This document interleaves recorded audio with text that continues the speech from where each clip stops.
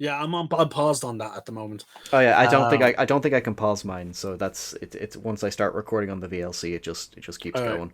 Oh, okay. All right. Let's get to it then. Indeed, indeed. I'm Um, pressing record in three, two, one.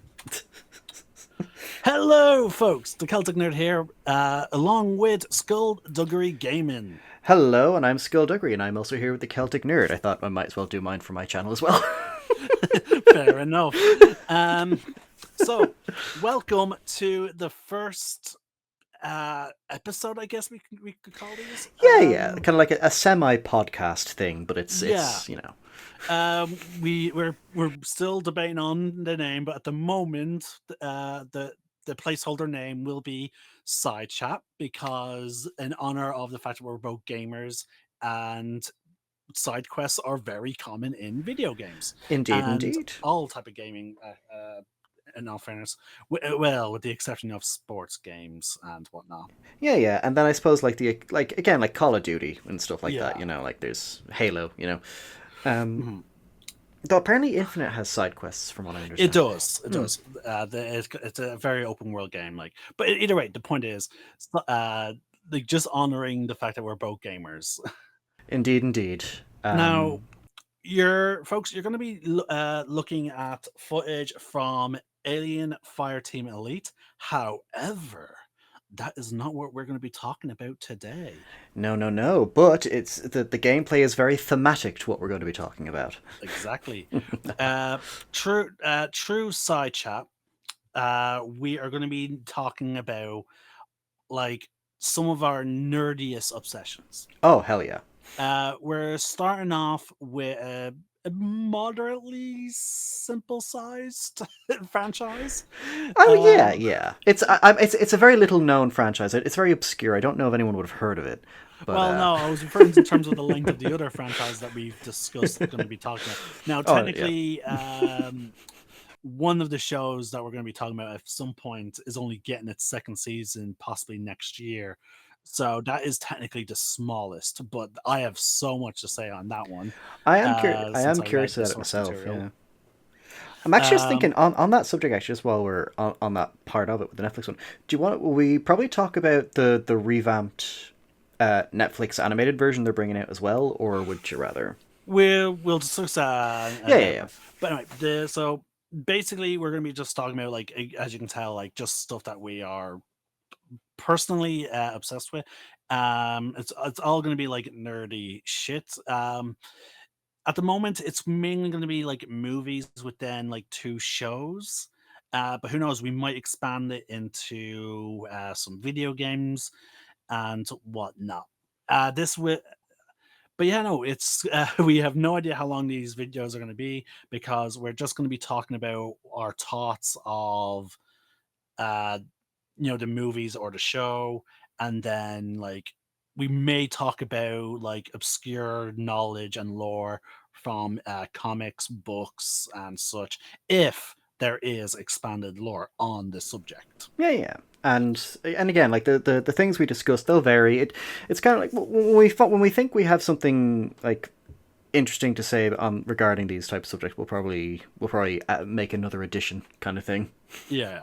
Now, there a caveat to add is definitely going to be we are not experts. I cannot stress this enough. We are not experts of the topics we're going to be talking about. So if we get some lore wrong on these shows and whatnot, feel free to like correct us. Yeah. See, my thoughts on that kind of stuff is like, let's say, for example, we'll use Halo as an example. Like, Yeah. if we were talking about like the Halo games from one all the way to Halo Infinite, like I would probably ignore the external source material because my thoughts on that is like if you want people to understand the story, you better have all the information in the story then, like in the game. Like that's what Halo 5's Mhm. issue was. Like Halo 5 Yeah, left and out very Infinite, in my important. opinion. Yeah.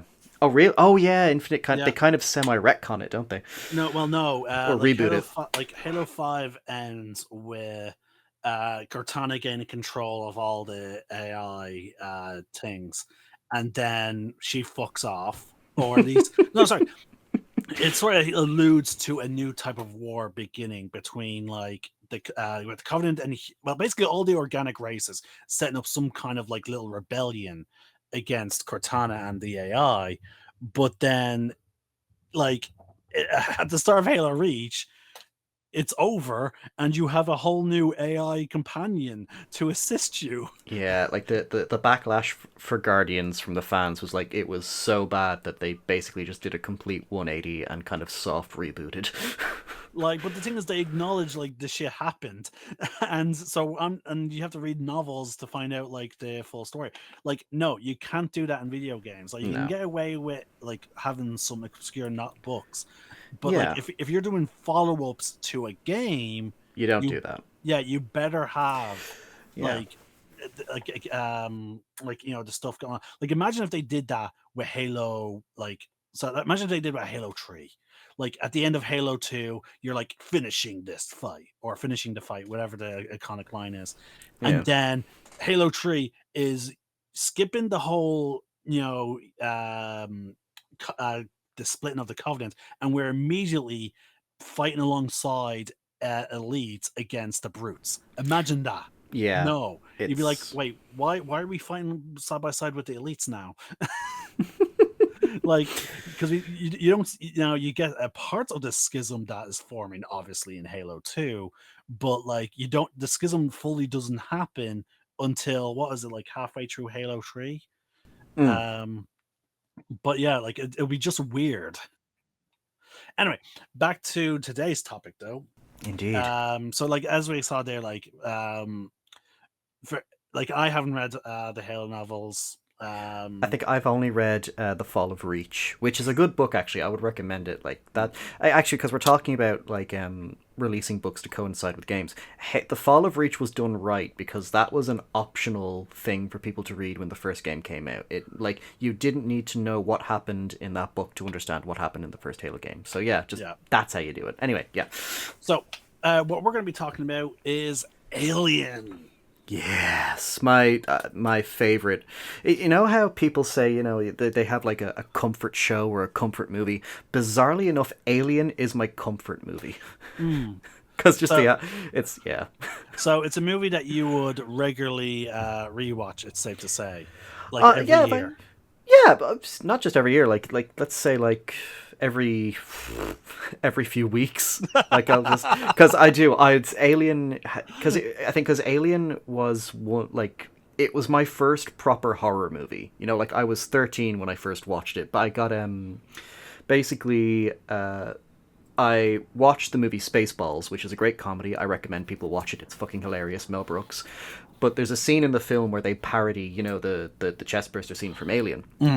And I saw that scene, laughed my arse off, and of course, 13-year-old me, dumbass, thinking, well, I mean, that wasn't so bad. If I'm okay with this, I'm pretty sure I can actually survive the actual movie. That was my mom's reaction.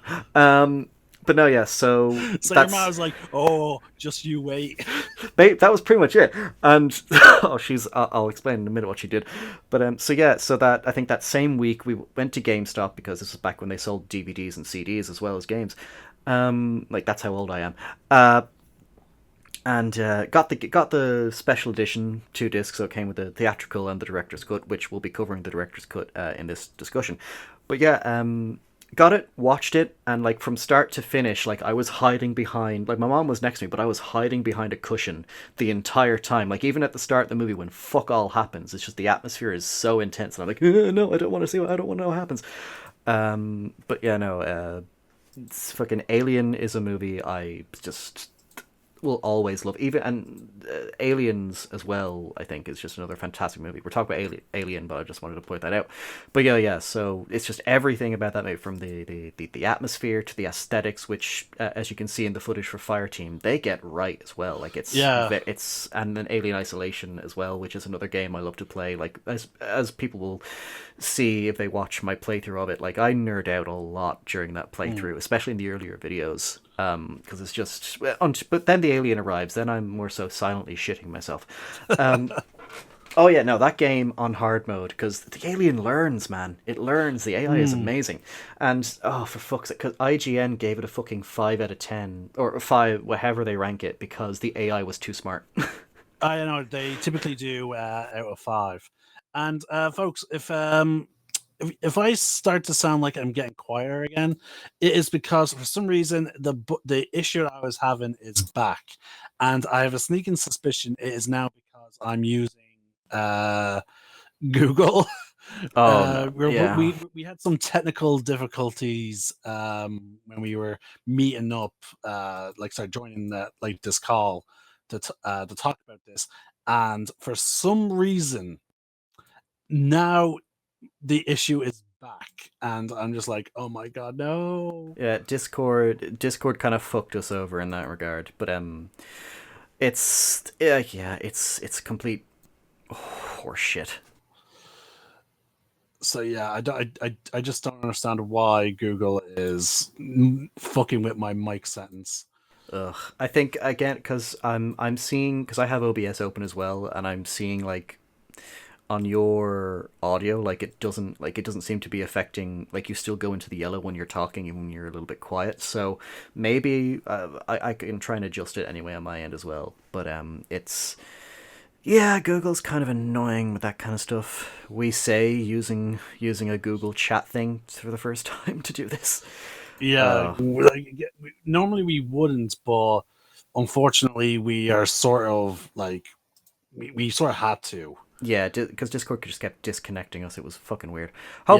Hopefully that won't happen the next time we do this, because Discord's been pretty good to us actually the last Oh while. yeah.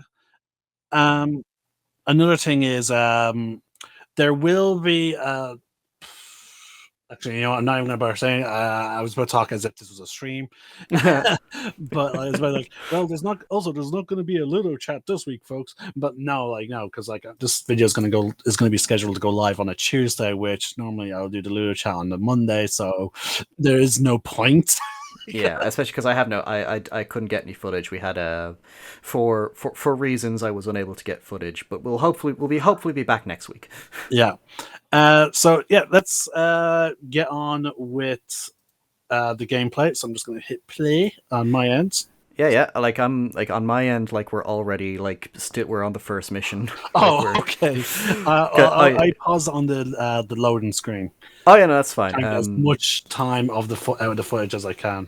No, that's fine because again, I have VLC.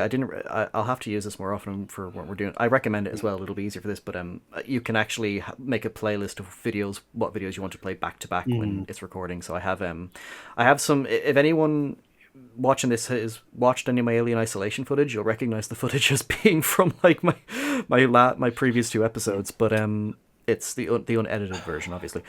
But yeah, Also, no. I only just noticed also now, they actually refer to this game, like this game's title is actually Aliens Fireteam Elite. I generally refer to it as Alien Fireteam Elite. Oh, okay. But you know, it's actually Aliens, which I think that's more due to the fact that There's more than one. like in the second movie. Yeah. Because I forgot because again, what you guys are looking at. This is my first time playing the game. Celtic recommended that we play this for the footage. I'm glad he did. I loved every second of it. It's a fun game to play with friends. I would say I'm gonna keep playing it a lot more. It is genuinely fun, but yeah, we're both technically it's not really because you beat the game in a week.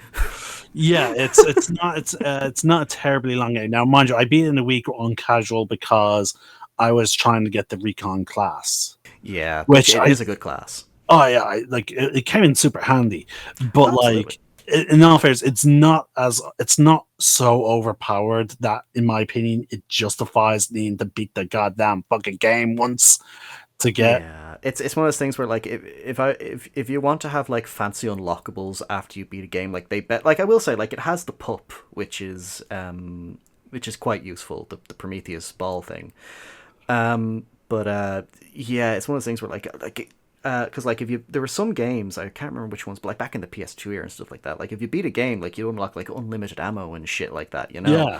Yeah, Like give us stuff like that. That'd be kick ass, or like just cool armor and visual skins and stuff like that. like the only thing that this like the pup really was super powerful against was the alien prowler.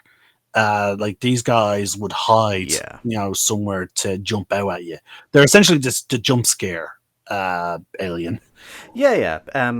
They come in. So far, I've seen them in two different designs. There's they have like the head ridges like you see in Aliens, and then for the one that we just saw, you'll see it in my footage there, because as you brought up the Prowler, a Prowler actually jumped out. It looks like Big Chap from the first movie. Yeah. Which Well, no, that's the alien drone. no, there was the bigger ones as well that had the smooth cranium as well. A few of them did. I might be wrong actually. I'll have to go back. Yeah, it's the alien stalker. Sorry, I keep calling them stalkers. It's the alien prowler that would hide and then jump out at you. But then it's the alien drone that will operate in a similar fashion, but the drone will quickly run away when it feels like it's in danger to then attack you again. Yeah, that's it. Yeah. It's a good game, and I think there's a good variety of aliens so far. And again, I'm just going to say we'll get into talking about the movie in a second because again we're tangent. But while we're still on the subject of aliens, Fireteam, just like with Alien Isolation, you can it was made with love because like okay maybe the shitty stuff they did when they were selling it aside, like the sound design and everything, like the alien screeches, the sounds of the pulse rifles, like the only thing, and I bring it up in early on in our gameplay footage. For God's sake, when they're making an Aliens game, can they please give the pulse rifles 99 ammo? Because that's canonically how much they have. It's not 60, it's not 50, it's 90 fucking 9. And funny enough, there's going to be a moment where I'm really zooming in now. If you're watching this video from my channel, there will be a moment where I get close up to my gun because we talk about the details in this game, like, and as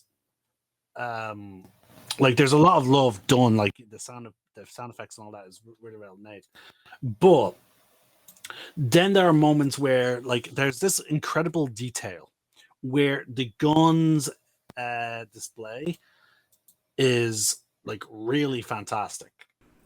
Oh yeah.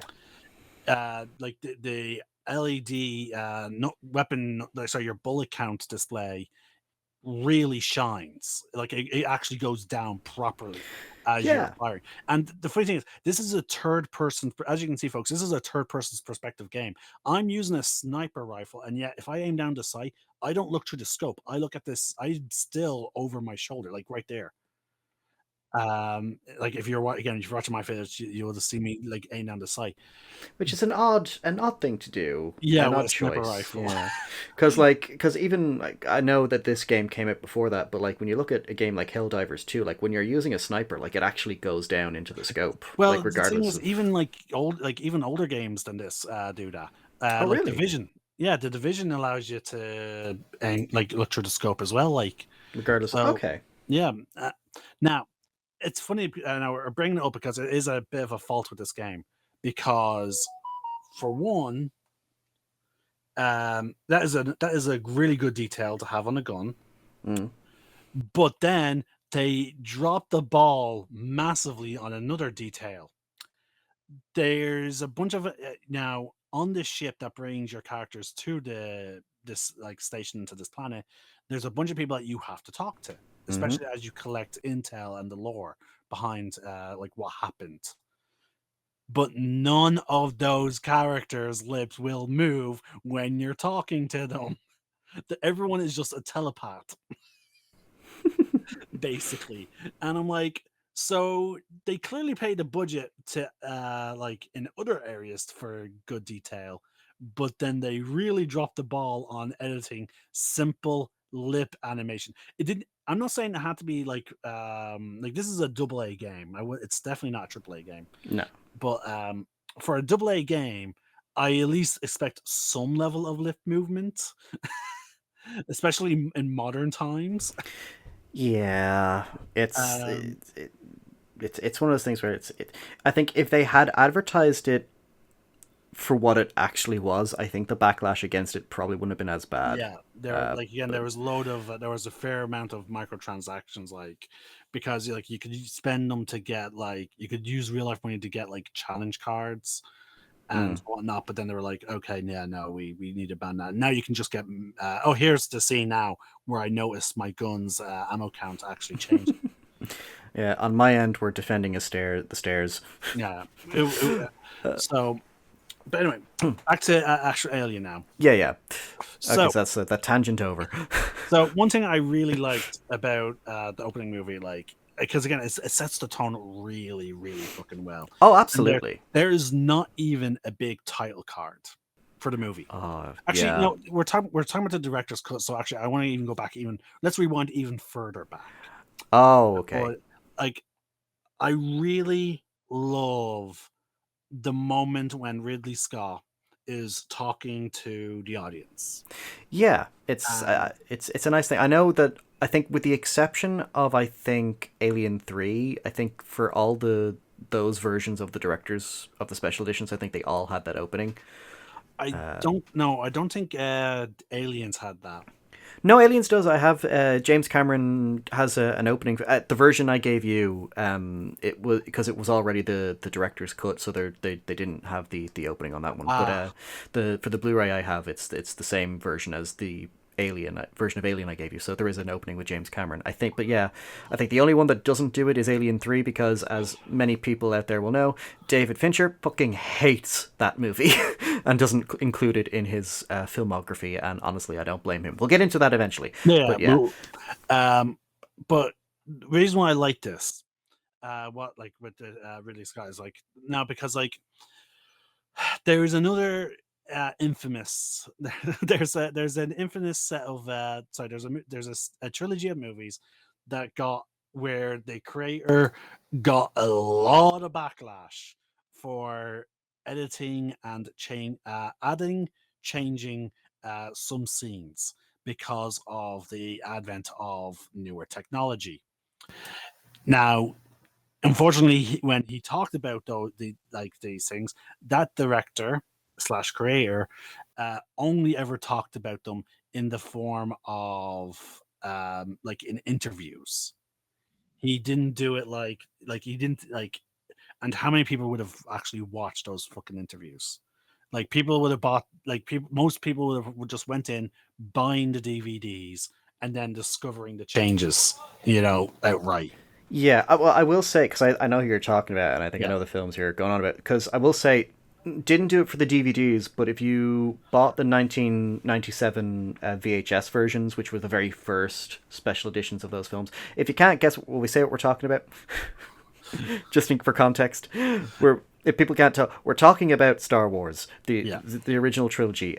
But yeah, if you did get the 1997 special edition VHS, which I had pan and scan. Sadly, I didn't know you had widescreen.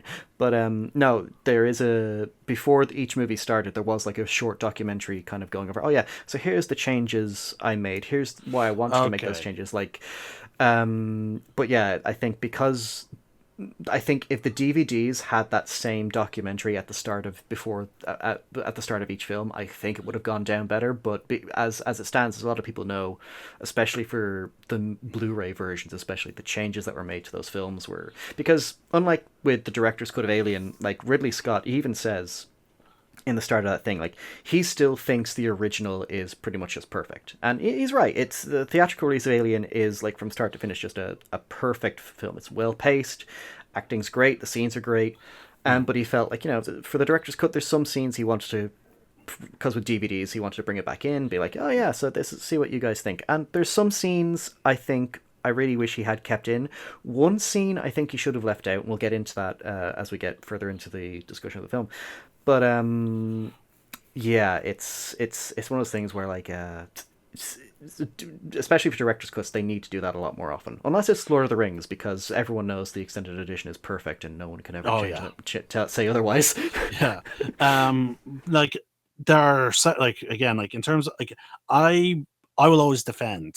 I've always defended the idea of like a creator like George Lucas, like if because again, like me and my family always watched like whenever we got even a hint of an interview that he was doing, we watched it. Like and he was always vocal about if he had like the newer technology he would do certain things differently. Hmm. And so like I was always mentally prepared for any kind of changes Yeah. whenever. Now I did not have these special VHS changes that you had. I had even older ones, I guess, because they had no actual they had nothing that was on the DVDs. Yeah. So like I must have had like very old ones because like the next set of the movies that I had was DVDs.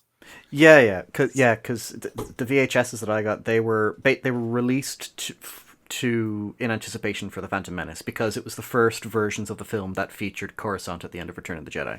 Okay, yeah, no, I didn't have them. So yeah, it was the baby me, well, infant me as well. Like, because I was trying to, I didn't understand at the time it was special edition, so I was trying to figure out. Wait, if these movies were made. If this movie was made in the 80s and I'm seeing Coruscant now, did George Lucas plan ahead with all this? And then, no, as I got older, oh no, he added that in after the fact. Okay. Yeah. But again, like I've always, like, in all fairness, like if a person was limited by the technology that they had and they were never truly satisfied, like it's their creation. It's like how game developers like will patch things like nowadays, like, you know, they have the technology to do it. Yeah, I think I can agree to a extent. Like, again, I will always think that some of the changes, we'll get back into Alien in a minute because we're still on this, but I will, just to clarify with George Lucas stuff, I will always think that some of the changes made to the original trilogy were for the better. Like, again, adding the windows to Cloud City, giving us the what's the name of the abominable snowman in that as well, like giving us a better Wampa. The Wampa, like letting us get a better view of that. Like a lot of the more... I enjoyed seeing Jabba with interaction with Han. Now I Yeah. think that one, I think that is the worst. Like, in my opinion, that is one of the worst of the changes visually, because The CGI like, just doesn't match with the... Yeah. But in all fairness, it's hard to edit a scene like that, like, because like obviously the actors have aged. Like Harrison Ford aged up by the time the CGI caught up.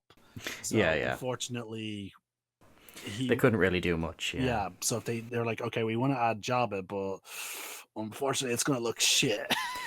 Yeah, even the 1990s VHS, like it was 90s CGI, so I suppose you could argue it kind of fit, but it was still, like, looking back at it now, like it's still out of place. Yeah, Yeah, but again, it's a fun scene. Like, and I like to see Han, like, you know, still trying to be cocky and suave to the person he owes so much money to. He's like, who literally just sent a hitman, a bounty hunter. Like, he's like, okay, this guy just sent a bounty hunter. Now it was Greedo and he survived, obviously. But like, to then be like, hey, Jabba, like, the fact that what the fuck? Yeah, no, he's still so casual with, like, and again, that adds to the Han. Now I understand that because of the changes that they made after the original filming of New Hope, that Jabba was going to be a much more of an alien creature. Yeah. So there is that awkward line, Jabba, you're a wonderful human being. Yeah. So even as a kid, that confused me. Yeah, but again, it's a clear moment of when, like, after the film and when they were like, okay, it's finally about time for us to. He probably didn't change Jabba's appearance until maybe even just before Return of the Jedi. He was probably like, Return of the Jedi. You know what? We need a scene as like drastic as the cantina scene. So let's make Jabba like a giant slug instead of a human. Yeah. So like, again, like some of the, like, again, like a lot of the changes are really decent. But again, fans, it's the whole pedestal. Like, fans, like nostalgia fans, put the original trilogy on such a high pedestal. Any level of change to them, for good or bad, was going to be treated as bad anyway, like blasphemous. Yeah, I will say there is some like some of the changes weren't good. I'll attest to that. Like, there were some changes where you're like, why the fuck did you put this here? Like the whole Greedo yeah, where Han dislocates his neck to dodge the bullets. Anyway, we're getting off. Yeah.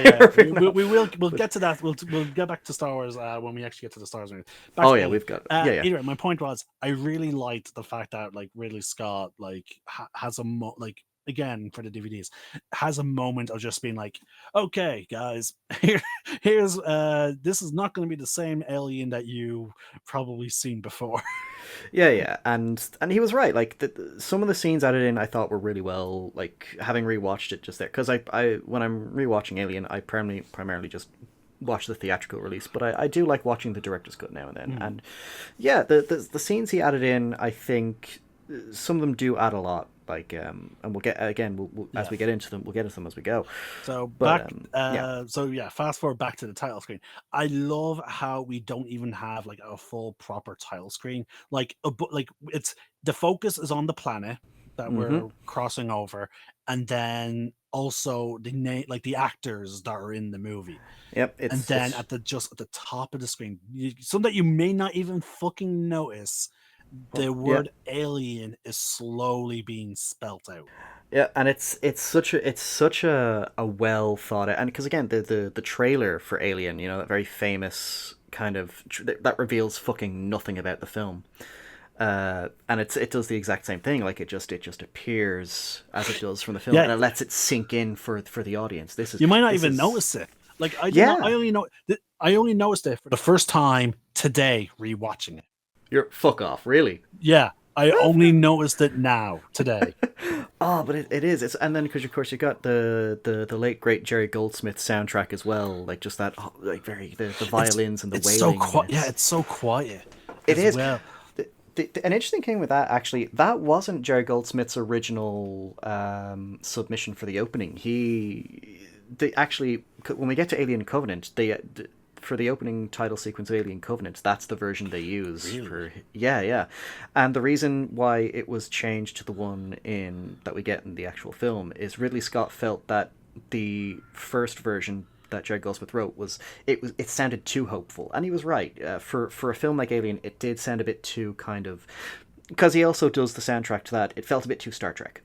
Yeah, that makes sense. I feel like hopeful better, like the whole idea of a song being like an opening being giving the sense of hope.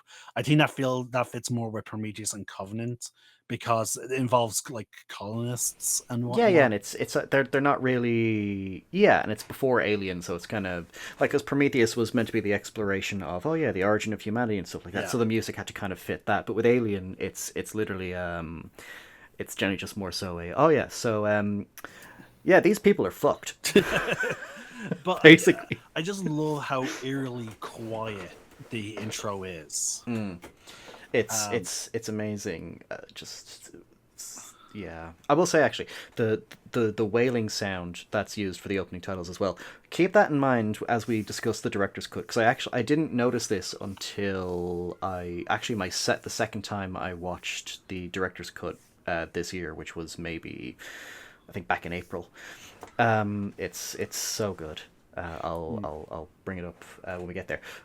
But yes, it's a remarkable opening title sequence, and again, just so iconic to the point where like so many other, because again, Alien is kind of the catalyst for so many other sci-fi horror movies. Like so many people, like, have you ever seen the movie Event Horizon? Yeah, so like the interior of the main character's ship is pretty much just like, we're just gonna borrow the aesthetics of Alien from the Nostromo, and even like a lot of characters, especially like main heroines in sci-fi, like a lot of you could tell like Ripley is kind of the main kind of. I want to get to that as well.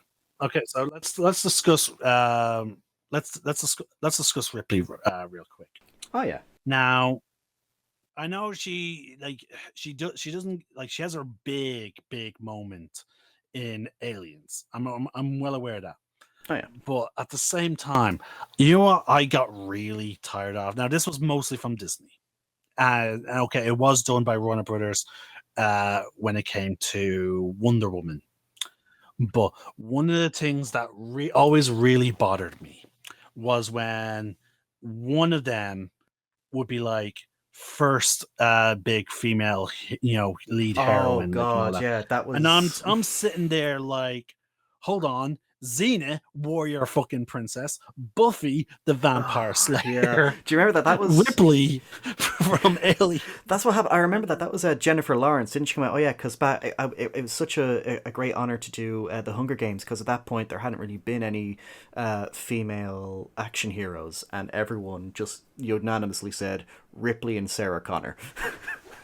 Sorry, I forgot about Sarah Connor. Sarah Connor, and then there's also, in terms of, now if we're going to talk about real, like, also like real big like action, like there's a lot of fighting and whatnot, like gunplay.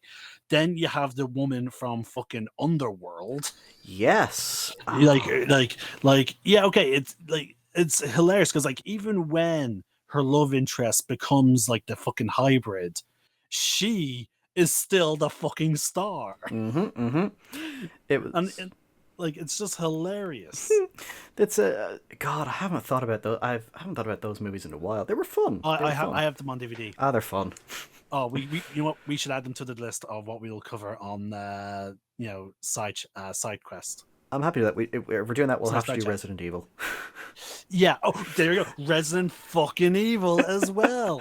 Yeah, I mean, okay, you could argue Alice does kind of, especially in the later films, she does kind of fall into the realm of the Mary Sue. But at that point, the movies are so ridiculous that they acknowledge this. But the thing is, though, like early on, like even before you get into the super ridiculousness, they already wasn't it not in this second? No, it was in the second or the third movie where they laid down the groundwork that she is like with the whole clone genetically engineered. Oh yeah, so she is like she is technically engineered to be perfect. So it actually, in a weird way, it covers the Mary Sue problem. Because she's engineered to be perfect. Yeah, I think because the Resident Evil movies are they're dumb fun, so you can kind of forgive it. Yeah. Like it's not trying to be this serious thing. Yeah, they're terrible Resident Evil movies. Oh god, yeah. But they are good action movies. I would attest to that. Yeah, like I would say the first one is still, I would say, by far the best one. Actually, yeah, I think the first one is very much like it is a good. That and maybe the second one are good, like Resident Evil.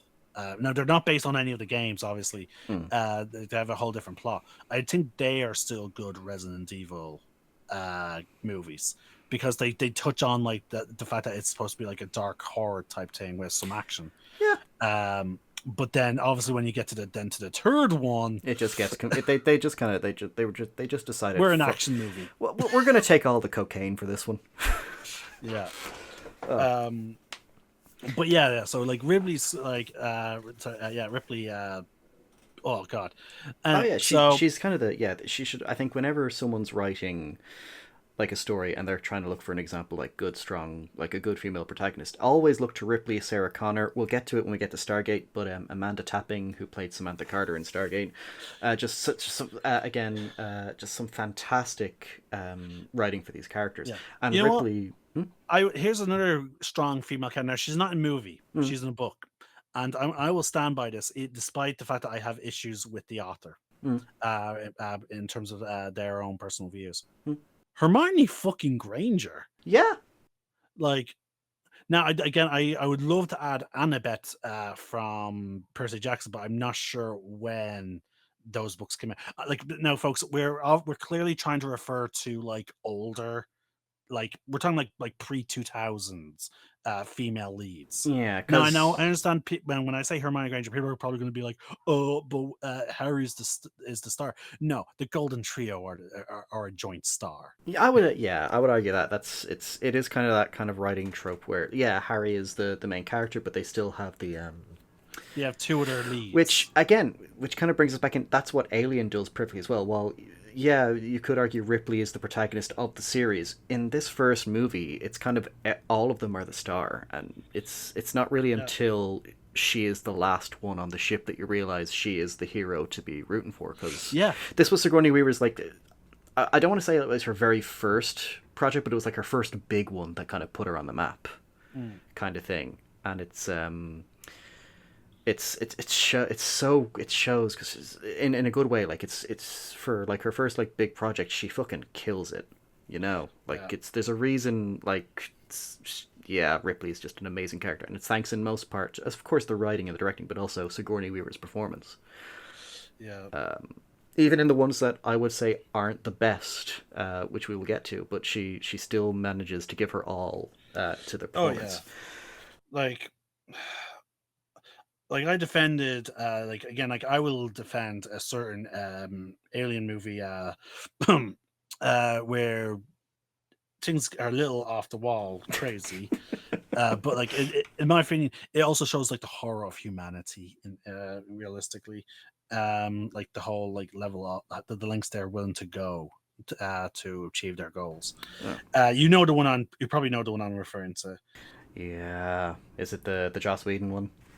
I'm talking about Resurrection. Yeah, Joss Whedon. Okay, because like in my opinion, like humanity are like like the true monsters in that like. Yeah, I can. Especially when you see the lab with the failed clones. Yeah, I will say, for all that movie's faults, I loved that scene. Yeah, Just because, again, because Sigourney Weaver just fucking steals yeah, it. Like like it's a different iteration of Ripley. Like literally, like we'll get into it again, but it's a clone. But the the expressions and emotions she gives us as an audience, like as she's basically just burning that room to a crisp. Like it's such a very well acted scene in an otherwise just shit film. it is the worst of the aliens, but I wouldn't say it's a shit film. I will say again, it's for me. It's the cast is what saves it for me. Anyway, Same with Alien 3, but yeah, back to Alien now. yeah. We're getting way ahead of ourselves. Yeah, we are. But again, we just wanted to point out like the female, like the whole situation in modern film with female leads. Yeah, now it's not all like that. Like there are exceptions. Like again, going back to keep it with the Alien theme, because we will be talking about it eventually. But Alien Romulus, the lead character of Rain, I felt she was actually she was a well handled character. Like I wouldn't, again, writing not okay. maybe but yeah. Maybe let me rephrase it. It's more of this self pat, like the self like pat on the back. Oh, the self insert promotion. ones, absolutely. Yeah, Which like the company's going out of their way to try and like when it's done like if it's done right, you don't need to pat yourselves on the back. Yeah. Like again, another good example, Arcane. Haven't seen it. Really good. First of all, recommend it. Fantastic show, well animated. But again, It's just I'm not a fan of League of Legends, so honestly, you don't. I'm not either. Honestly, it's best thing about it is you don't really need to know anything about the game to kind of enjoy the show, which is always important, I think, for something like that. But no, yeah, the very strong female lead. She's well written. She's got some layers to her character. Again like the important, and this is where we're going back to the writing of the characters. In order for a character to be truly, regardless of gender, regardless of race, sexuality, they have to adhere to the hero's journey. Like it's the fundamental foundation for most characters. Like if you can, and even villains can go through a version of the hero's journey. Like it just works in reverse, basically. Yeah. Loki is a perfect example. Oh god, I would say maybe we should cover the MCU. I would love to actually cover that because that'll be a there's fun so one. much of them. It's a ripe thing for this place. Oh, also, absolutely. I want to point out I'm really getting more and more in line with like calling this this video series side chat because we're going off. Yeah, like it's like we're going on. It's like we're going on side quests as opposed to the main quest line. The main quest being like let's talk about Alien, but then we get distracted by a shiny side quest. Yeah. But again, it can come back to it because we're talking about how well Ripley as a character is written, and again the hero's journey. Like again because every character in Alien, Dan O'Bannon and I can't remember the name of the other guy that co-wrote the script with him, but basically, like all the characters in Alien were kind of written as gender neutral. Like that's why they only ever referred to them as their last names. And then as they were getting into the casting process, like any of them could have been Ripley and Sigourney Weaver. Oh. In all fairness, though, like with social norms evolving now, mind you, they're evolving. They're being dragged forward into progression. So it's a slow progression, but it's progression nonetheless. I can see like that being like the whole gender neutral thing, like in terms of like how you treat people like becoming like, because it's set so far in the future, I can see it becoming completely normalized. Sort of like how in like Starship Troopers they have like completely gender neutral fucking showers. Oh yeah. Oh no, no. I was just talking about like when it came to writing the characters, they just hadn't assigned genders to the characters yet. They kind of just wrote them as anyone can. This could be anyone, anything. But I do get what you mean. Yeah, like it's Like it fits, in my opinion. All I'm saying is like it sort of fits in the universe. yeah, yeah. That's the thing that I can't wait until we start talking about the actual aesthetic of that universe. I love the alien aesthetic so much when it comes to like the Nostromo and the space so structure. I was We'll going to get say into it, like yeah. let's move forward a Yeah. little bit Yeah. to the ship design. Yeah, because we're going over. Yeah, because we've gone over. We're still in the intro. We are. Well, because again we've got Sigourney Weaver. You've got fucking Veronica Cartwright as Lambert. You've got Yaphet Koto as Parker, who is probably my favorite character after John Ripley. Hurt. John Hurt, of course. What's your name? RP. Oh, fucking legend. Yeah. Same with Yaphet Koto. He died, I think, last year. It was. I loved John Hurt in both, obviously Harry Potter, Yeah. and also in the show, the British fantasy show Merlin. Yes, he was the dragon, wasn't he? Yeah, he was the voice of the dragon. Yes, and actually as well, because if we're talking about, because when it comes to Yaphet Koto, Bond fans will recognize him as Dr. Kananga from Live and Let Die.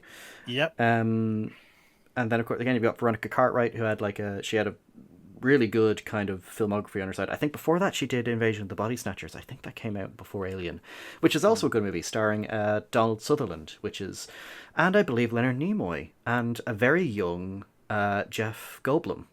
So that's something to no fucking god damn it. So yeah, we've got Tom Skerritt, that was it, that played Dallas, and then of course the late great Ian Holm, fucking Bilbo Baggins himself. Then you've got Harry Dean Stanton as Brett, and of course Balaji Badejo as the alien. I may have butchered his name, I do apologize, but he was a very tall man. But yeah, we've got this great cast, and a lot of them are kind of like veterans in the acting world. So Yeah. that's what makes the reveal of Ripley being the protagonist so well done, because it's kind of this relative unknown at the time, like this first big break, and then she's like, oh yeah, so this is the protagonist, because I think everyone thought Tom Skerritt, because he was like Starsky and Hutch and all that, yeah.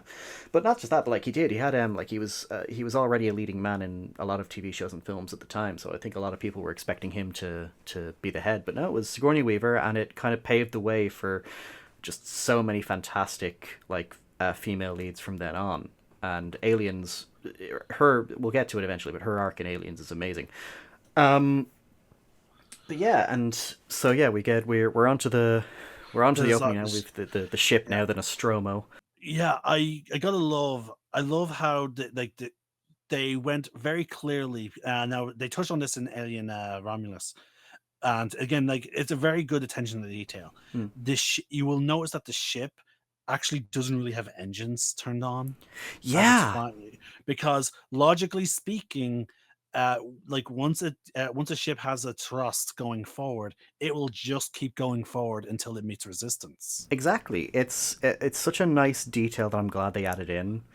Now, obviously, they cannot go faster, but the thing is though, like in a world, because like as we see eventually in the next movie, like humanity is extremely slow when it comes to actually starting to terraform planets. So therefore, resources are not numerous. So it makes logical sense that they're like, okay, you get into position, you thrust forward, and then you just hope that nothing crosses your path. Exactly. It's and that's why, of course, that's why they introduced the hypersleep stuff as well. So like they've got these long, which I believe at the time as well, that's what they thought like deep space travel would be.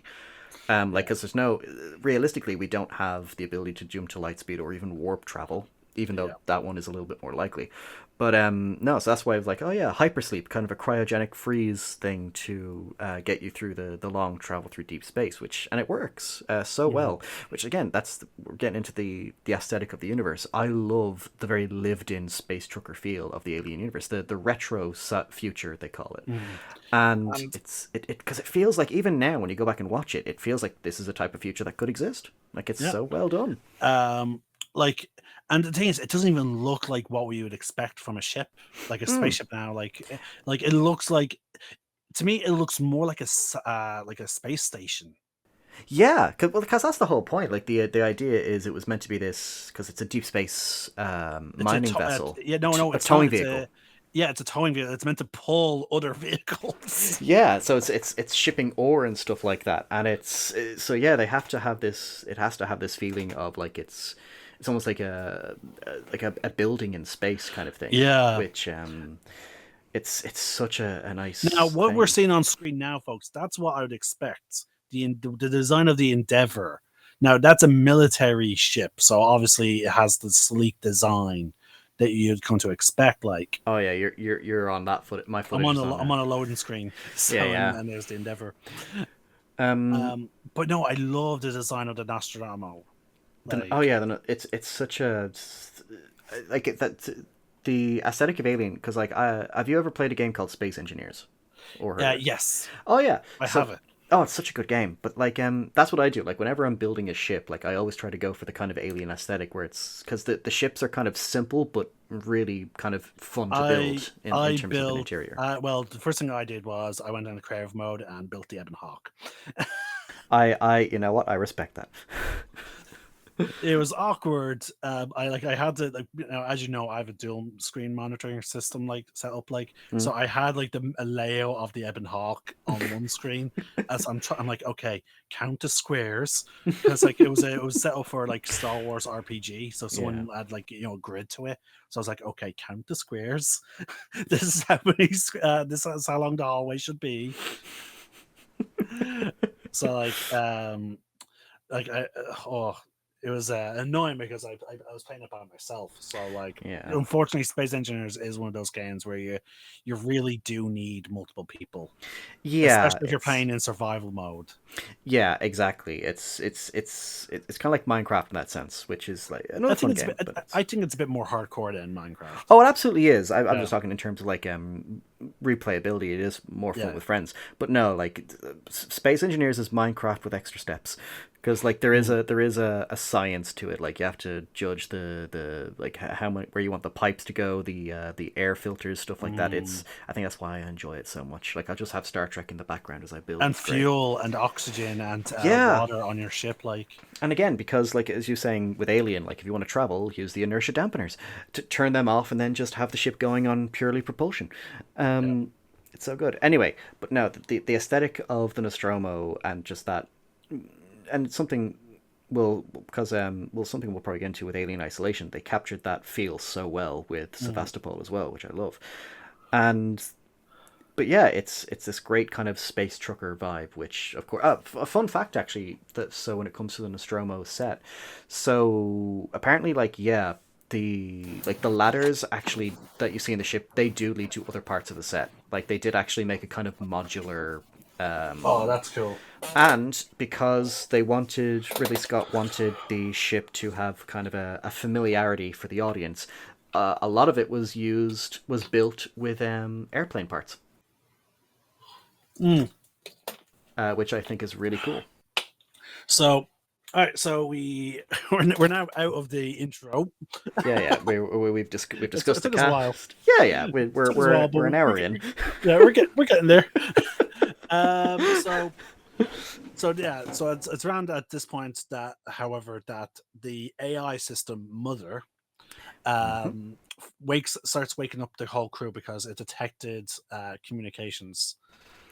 Yes, the well, we don't know that at first. We think the ship's just waking them up. They think they're Yeah, at yeah. home. They think they're close to Earth. Yeah, yeah. I'm not. Uh, Well, I skipped that because I don't think we should go like literally step by step oh no of no, I would of course not that part. I do want to kind of just go over just briefly just because what that opening does is it does it. And again, if you think about it, the alien doesn't actually show up until like maybe the second act of the film. Like the entire first act of the film is just introducing us to the characters, introducing us to this world, and of course on LV-426, where they find the derelict. But yeah, the alien doesn't show up for like a good 40 minutes of the film. But it's still considered the most iconic monster in horror, and it deserves that title very well. Yeah, no, it definitely does. Yeah. But because we're getting this thing where we're introducing these characters, we see how they interact with each other. There's a lot of banter. Establishing the personality of the characters. Very much. We have like two characters that are very quickly to be established as the selfish money. We want money. And then you've got Lambert, who's just kind of, you can tell she's just fed up. She just wants to go home, that kind of thing. You've got Ripley, who is the no nonsense kind of stick in the mud kind of thing with her personality. Dallas is the captain, so of course he's kind of the kind that holds them together. And Kane, John Hurt's character, of course, just being the kind of, I'm the first officer. I'll volunteer for anything kind of thing because he. Also, I want to point out and Ash. They actively, like, for example, the navigator, I want to say, because she's looking at a star chart. The navigator is repeatedly like, "Where's Earth?" And she is actively ignoring Ripley. Yeah, she's saying that's not our system. Like Ripley's just sitting there like, "This is not our system," and the navigator's like, just like, "Where's Earth?" Yeah, no, she's like, "Oh, that's not our system. I don't know that." Like she's kind of like, "I don't want to believe that we're not on Earth yet." Yeah, like it does establish like how like their interaction, like clearly Ripley is like, she's not the most well liked on the ship. Yeah, she's clearly there because, like, again, they're clearly part of some kind of company. We actually don't learn anything about the company that they're actually with. No, we just know it's Weyland-Yutani, and that's it. Like, we don't really get any more details about them until the second film. We just know they're a company and they want the alien. But not only that, but that's why this crew's together. It's so like they're complete. Like, there's very little. There is friendship amongst the crew. Obviously, clearly they've traveled, quite a few ways with each other, but no one is friendly with Ripley. She is purely just a colleague. No, like she'll join the banter with them and they might have a laugh or two, but other than that, it's clearly just she's a work colleague. That's it. Kind of thing. And it's I think it's done. I think particularly between her and Parker, Yaphet Koto's character, I think that kind of relationship that is kind of shown really well because they're both at each other throughout the course of this movie until like towards the very end when it's just the three of them and Ash left after she has to take charge. So it's a nice kind of development for his character as well because it's like he was all about the money, but then like once his friend dies, he's like, I just want that thing dead. Yeah, it's such a seriously, again, much like the monster with which the film is named after. It's a perfect movie. Like I wanted to do that. It's a perfect organism. This is the perfect movie. And of course, if we're going into the distress signal and stuff like that, because Yaphet Koto's character Parker, he's just like, oh yeah, no, I can we just ignore this? We're truckers. We don't need all this. And the movie gives them a valid reason. If you ignore this, you will not be paid. Yeah, because apparently it's in their contract. Because it's unfortunately, Mother is as an AI will obviously report that hey, we got a distress signal, and they kept moving on. Yeah, no, they didn't even bother. So it's So unfortunately, there's a built-in system that will just readily rat them out. Yeah, which I think, from a writing standpoint, it's a great way to write the characters into a corner that they can't get out of. They have no choice but to do this thing that could be dangerous, or else they don't get their pay. They don't get their money. Yeah, because at the moment they get half shares based on the value of, I'm guessing, whatever they're hauling. Yeah. Like albeit because it's a towing vessel, I imagine they mostly tow like derelicts or like broken down vehicles, and it's probably like maybe half the value of whatever they're Yeah, towing. well, from what I understand, because I do explain this in Alien, it's I think it's like ore, like from asteroids and Oh gas yeah, giants. I they think. do have ore on the ship. It is established. Oh But I'm yeah. saying because the vessel is normally it's labeled a towing vessel. Oh yes, yes. So No, that's a that's what good I'm saying. point. Like, Yeah, normally they probably tow like ships that broke down. yeah, They're AAA. They're space AAA, and they normally probably get like half shares of whatever the vessel they're towing is, or in this case, they're probably only going to get half the value of whatever the ore is. yeah. But if they ignore any if there's any kind of signal that is potentially from an intelligent life, you forfeit all your shares. If yeah, so So you you basically have to just do provide, this. you Yeah, just provide free labor if you break this rule. yeah, and like because which of course like because I think they're like they explain later on that like they after going to the planet and leaving it like they're still 10 months away from Earth, so Yeah, they're like what maybe a year and a half in space yeah, and or something like that. if they suddenly lose all that money, like that's a year and a half of free service they did to the company with no Yeah, benefits. it's so that it's I think again as a as a writing tool, it was a very clever way of getting them in there. Oh yeah, and the fact And is, even before that, they get onto the planet. They're fishing to get full shares. They're yep, like, we want to raise. yeah, yeah, like when Parker and Brett is like, oh yeah, so Ripley, what will be the bonus situation? No, no, Parker, you'll get everything that's coming to you. Don't worry. And again, a great scene between the three of them because it just shows, all right, they're clearly just ripping the piss into each other, and it's again, it's a great way to establish the kind of the relationship between those characters. But yeah, and then we get to our first additional scene for the director's cut, which is we actually hear the distress signal. I wasn't aware that was added. It was in the theatrical release. It isn't in there, and this is where I wanted to bring up the because when we were talking about the opening. So of course we hear the distress signal, and it sounds like a weird kind of disembodied voice or what we assume is a voice anyway talking, but there's also some bizarre noises in the background, and one of those noises, and I had to double check it because I wanted to make sure it wasn't just they added this in for atmosphere, but no,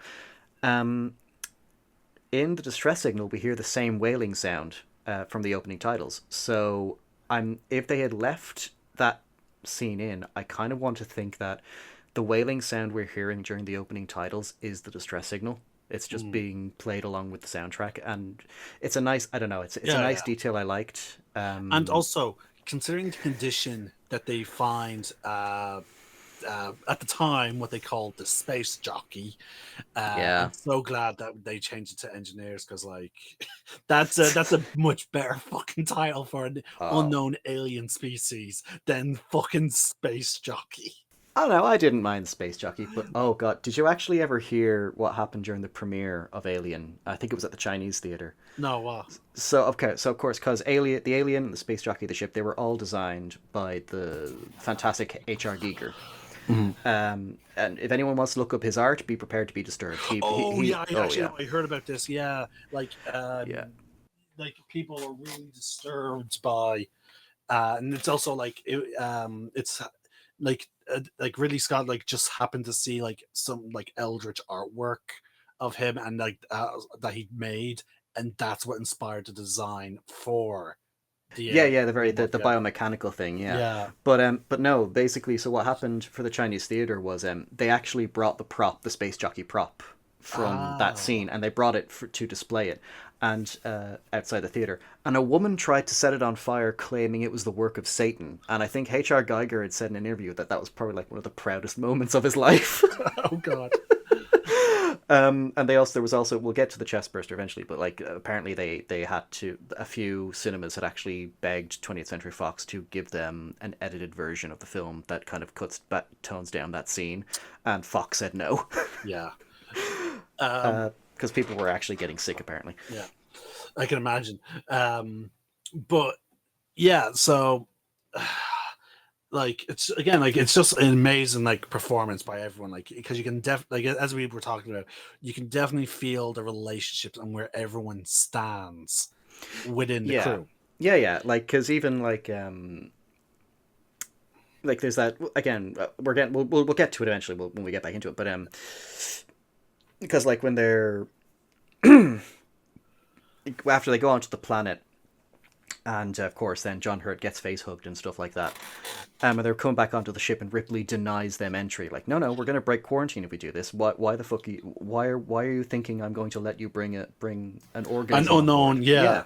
And it's again, it's one of those things where she was in the right. Like, it was a dick thing to do, but she was in the right. Even if her and Kane were friends, she still made the right call. And then of course Ash, and we learn later on why he let them back on board. But again, in the director's cut, they add in the scene of Lambert just giving Ripley a massive wallop.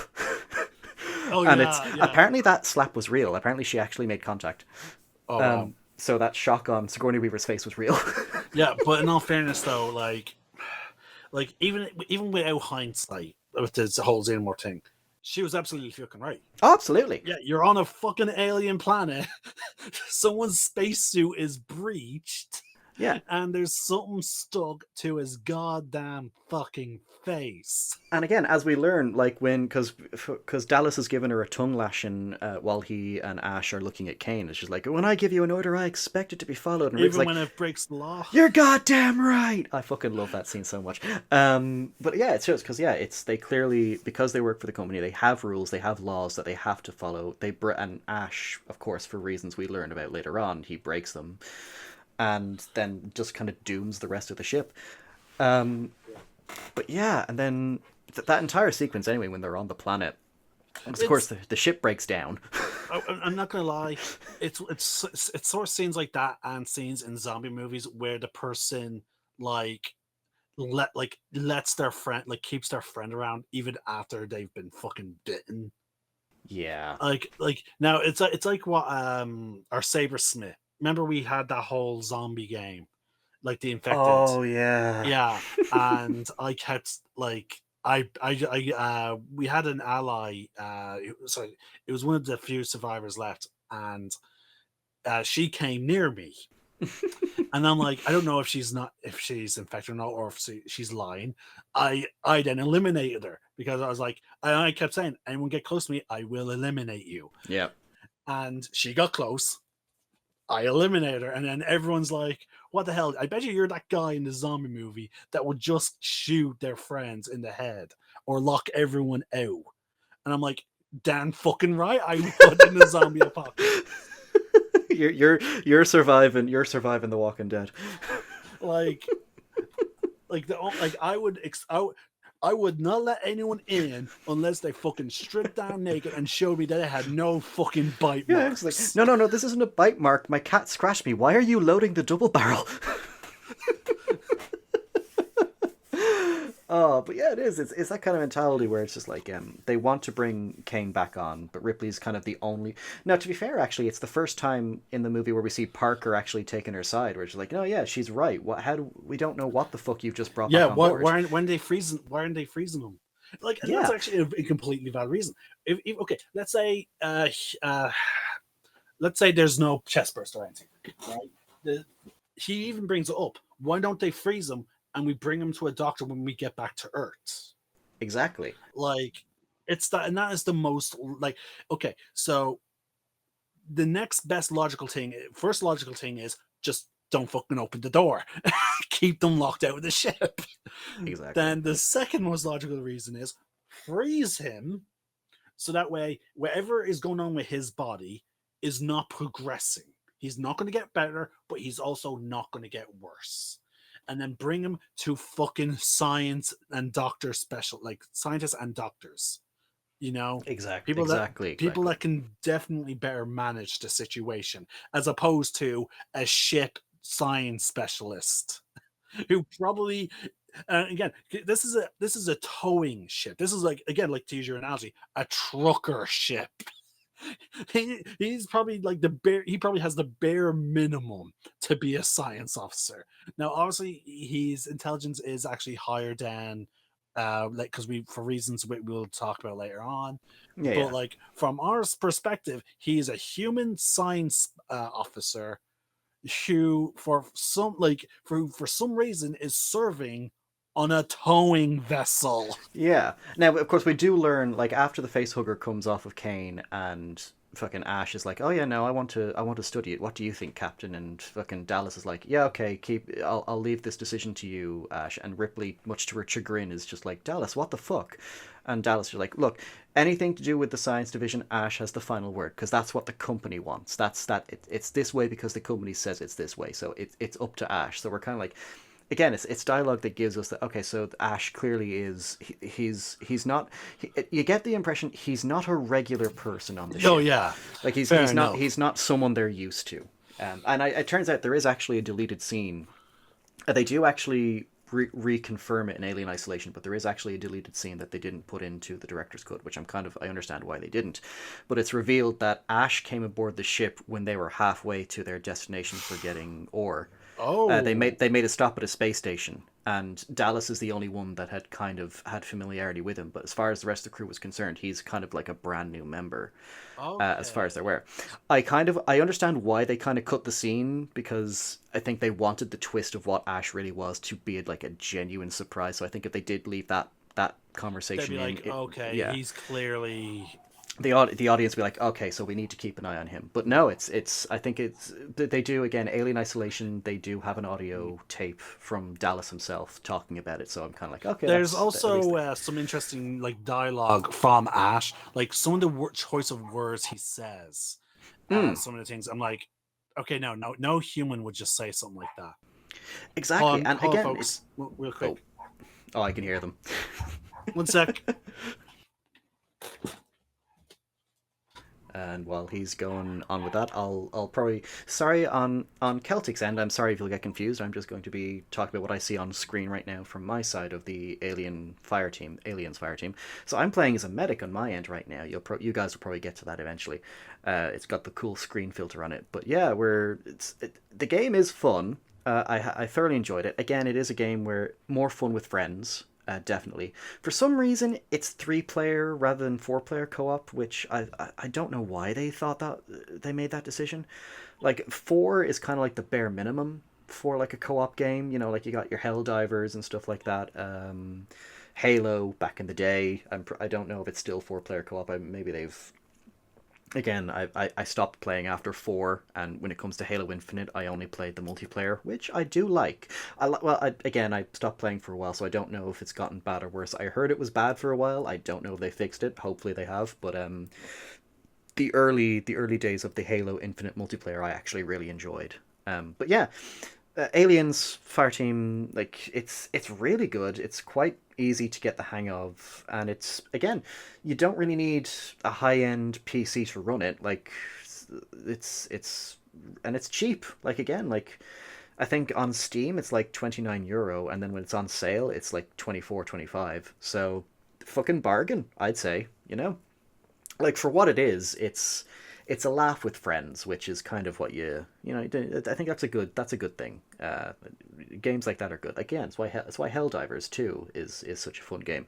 Or, before they fucked up the balancing issues for the game. I don't get that. Like, it's a PvE game, like it's a multiplayer co-op game where you're fighting AI enemies. I don't know why they felt the need to nerf weapons for balancing issues. They said, oh, because we want people to use the stratagems, and I'm just thinking, like, the stratagems are nice, kind of have them in the event that you're up shit creek without a paddle, but for the most part, like, the fun gameplay loop is from the gun mechanics, the gunplay, and like the different ways you can blend your weapons together and stuff like that. Yeah, the stratagems are great, but making them, like, nerfing weapons to ensure that stratagems were the main focus of how you perform combat in the game, I think was just a horrible idea, which thankfully the devs also agreed with when apparently they announced on Steam and on their official pages and stuff like that. Yeah, we hear you. So we're going to fix the nerfing issues. We're going to fix the combat and balancing issues. It's not going to be like a one and done fix. It's going to be a progressive thing. We're going to fix them as we come, because if we fix one thing, we'll be causing issues for another thing. So it's I will say, despite like all the shit that happened with like Sony trying to force the fucking what's it called, the PlayStation Network thing on 2 players, which I'm glad they walked back on. But the game is still banned in countries where PSN is illegal, which is just complete horse shit. Um, but yeah, it's one of those things where it's like fucking the dev team is just fucking, they've been very hands on with the community, and I love that so much about the Helldivers devs. I can't remember the name at the moment, but they're good. Uh, you back, man? Yeah. Sorry about that. Food No. was delivered. Oh no, that's fine. I was just discussing with the lovely people, just going over a little bit of Aliens Fireteam, and then I went into a little bit about Helldivers 2 and how the devs are fixing the balancing issues, which is good on them. Also, get rewind, restart my little footage of Fireteam. What were we talking about? Oh yeah, Ash. Ash, and so like there's just some like dialogue decisions like that he made, like certain words he picked, like, and you can see it on, like, you can sort of see it with Ripley's reactions to things. To a lot Like of his stuff, yeah. she's like, "Oh, that's a weird thing to say." Yeah, yeah. Like I think the first time, again, you don't really notice it until you're like you rewatch the film now that you know what he is. Because like when you first watch the film, like he'll glance in a way or say something, and you just think, okay, he's the science officer. They're usually cold and a bit distant. Maybe that's why. But then once you watch once you watch the film a second time, like, oh my god, this cunt. Yeah, And it's because like yeah, it's when Ripley finds out that the distress signal looks like a warning, and she wants to go out and warn the others, and immediately he's like, what's the point? I mean, by the time, and then immediately he kind of goes back into, I mean, by the time you get out there, they'll have figured it out. No, I'm just like, oh, that's an. I mean, it's when you think about it, you're like, okay, logically it makes sense, but at the same time, like once you know what he is, you're like, you just want them to get fucked up, don't you? So they can bring back whatever they might find. And then again, like it's even when he's like first examining the face hugger after it's dead. Like, oh, absolutely, like it's he's very awkward in his how he's trying to explain it to Ripley without without kind of sounding suspicious. Like he's trying to be like, oh yeah, no, it's this, it's that, but it's you can tell he doesn't want to talk to her about this at all. Like he sees divulging this information to her as a hindrance, just in the way he's acting in and saying the dialogue, which I think is, again, Ian Holm, fucking fantastic actor. Like he added a nuance to Ash that I don't think anyone else could have, and he was the perfect choice for this character, I think. Like my favorite things is after the facehugger is off Kane, and they're all sitting around having their last meal before the freezers, and he just gives Kane that little glance, like he's looking very.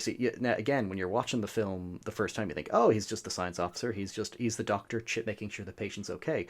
No, after the film, you're like, oh no, he's watching to see what will happen. He's keeping a close eye because he wants to see what this thing has done to him, and yeah, it's just like, so like he's looking for any kind of change in behavior. Exactly. It's such a again, perfect movie. It's just such a well written and like the script is so tight. Like Like there's it's like now again, I'm a subscriber to a YouTube channel called Super Carlin Brothers, and they have a great multi-part series called Dumbledore's Big Plan. Now, it focuses more on the books, but once you hear the video, I'm sorry, like once you hear it, certain behaviors that Dumbledore does throughout the series starts making a bit more sense. They're like, oh shit, Dumbledore's doing stuff behind the scenes. Like, just like an example, like why is Molly Weasley, who went to Hogwarts and who's had several children at this point, also go to Hogwarts, asking what's the platform number, like very aloud. Like, oh, like there's no reason. Even in the first movie, there's like, you would like when you realize, like, hold on, Ron has several big siblings. Like, actually, even in that scene, you realize, hold on, Fred and George clearly are older than Ron. Percy is also clearly older, and whatnot. So, like, you're like, why is she not? Why is she not knowing? Like clearly she's done this every single year, and so she's at this platform twice a year for the past how many years? Mm-hmm. And yet she's asking, what's the platform number? No, no, no, no, no. And also, why did Dumbledore leave the Mirror of Erised on that floor for Harry to find? Conveniently, also on the same time that he gives Harry back the invisibility cloak. You know? Yeah. Sorry, folks, I'm eating dinner. So, again, like these little behaviors, like when you're first reading or listening, or actually, no, it's not very prevalent in the movies, but reading, it's definitely more so in the book. Yeah. like when you hear this theory, again, I recommend any Harry Potter fan to check out the Super Colin Brothers. They do amazing like theories, they do amazing quizzes, and also they do like an amazing what if. My favorite is what if Harry was in Slytherin. They go really, like, again, everything from the perspective of the books as opposed from the movies. And their new one that they're doing is, what if Ron was sorted into Hufflepuff? And it's really interesting. That would have been interesting, actually. Yeah. Little spoiler alert: Harry is not sent to the Dursleys. Huh. Yep. Like the idea is the key moment that would push Ron to end up being in Hufflepuff is, what if Harry was taken in by the Weasleys? And because that really didn't actually in the books Ron's mom actually offer to take Harry in, or was that? No, am I thinking of Dumbledore Hagrid? acknowledges that several families would be happy to take Harry in. They would, like, so many families would have been happy to take him in, but he chose not to. So, like, the what if, the chain of event that starts this what if is, what if Dumbledore, who's already good friends with the Weasleys because two of Molly's brothers were part of the Order of the Phoenix, which means he knew her. Because the only reason, now it's brought up, the only reason why her and her husband did not take part in the First Wizard War was because they had a bunch of newborn children. Yeah. And they didn't want to leave their kids alone. So clearly Dumbledore is very close with the Weasleys. And which would make then perfect sense. Like, if he was going to give them Harry to any wizarding family, it would most likely be the Weasleys. Yeah. Because who would know that they're kind-hearted people? They were. I loved Molly in the books. And even the films, like, perfect casting. Oh, best line in the fucking movie. Get away from her, you...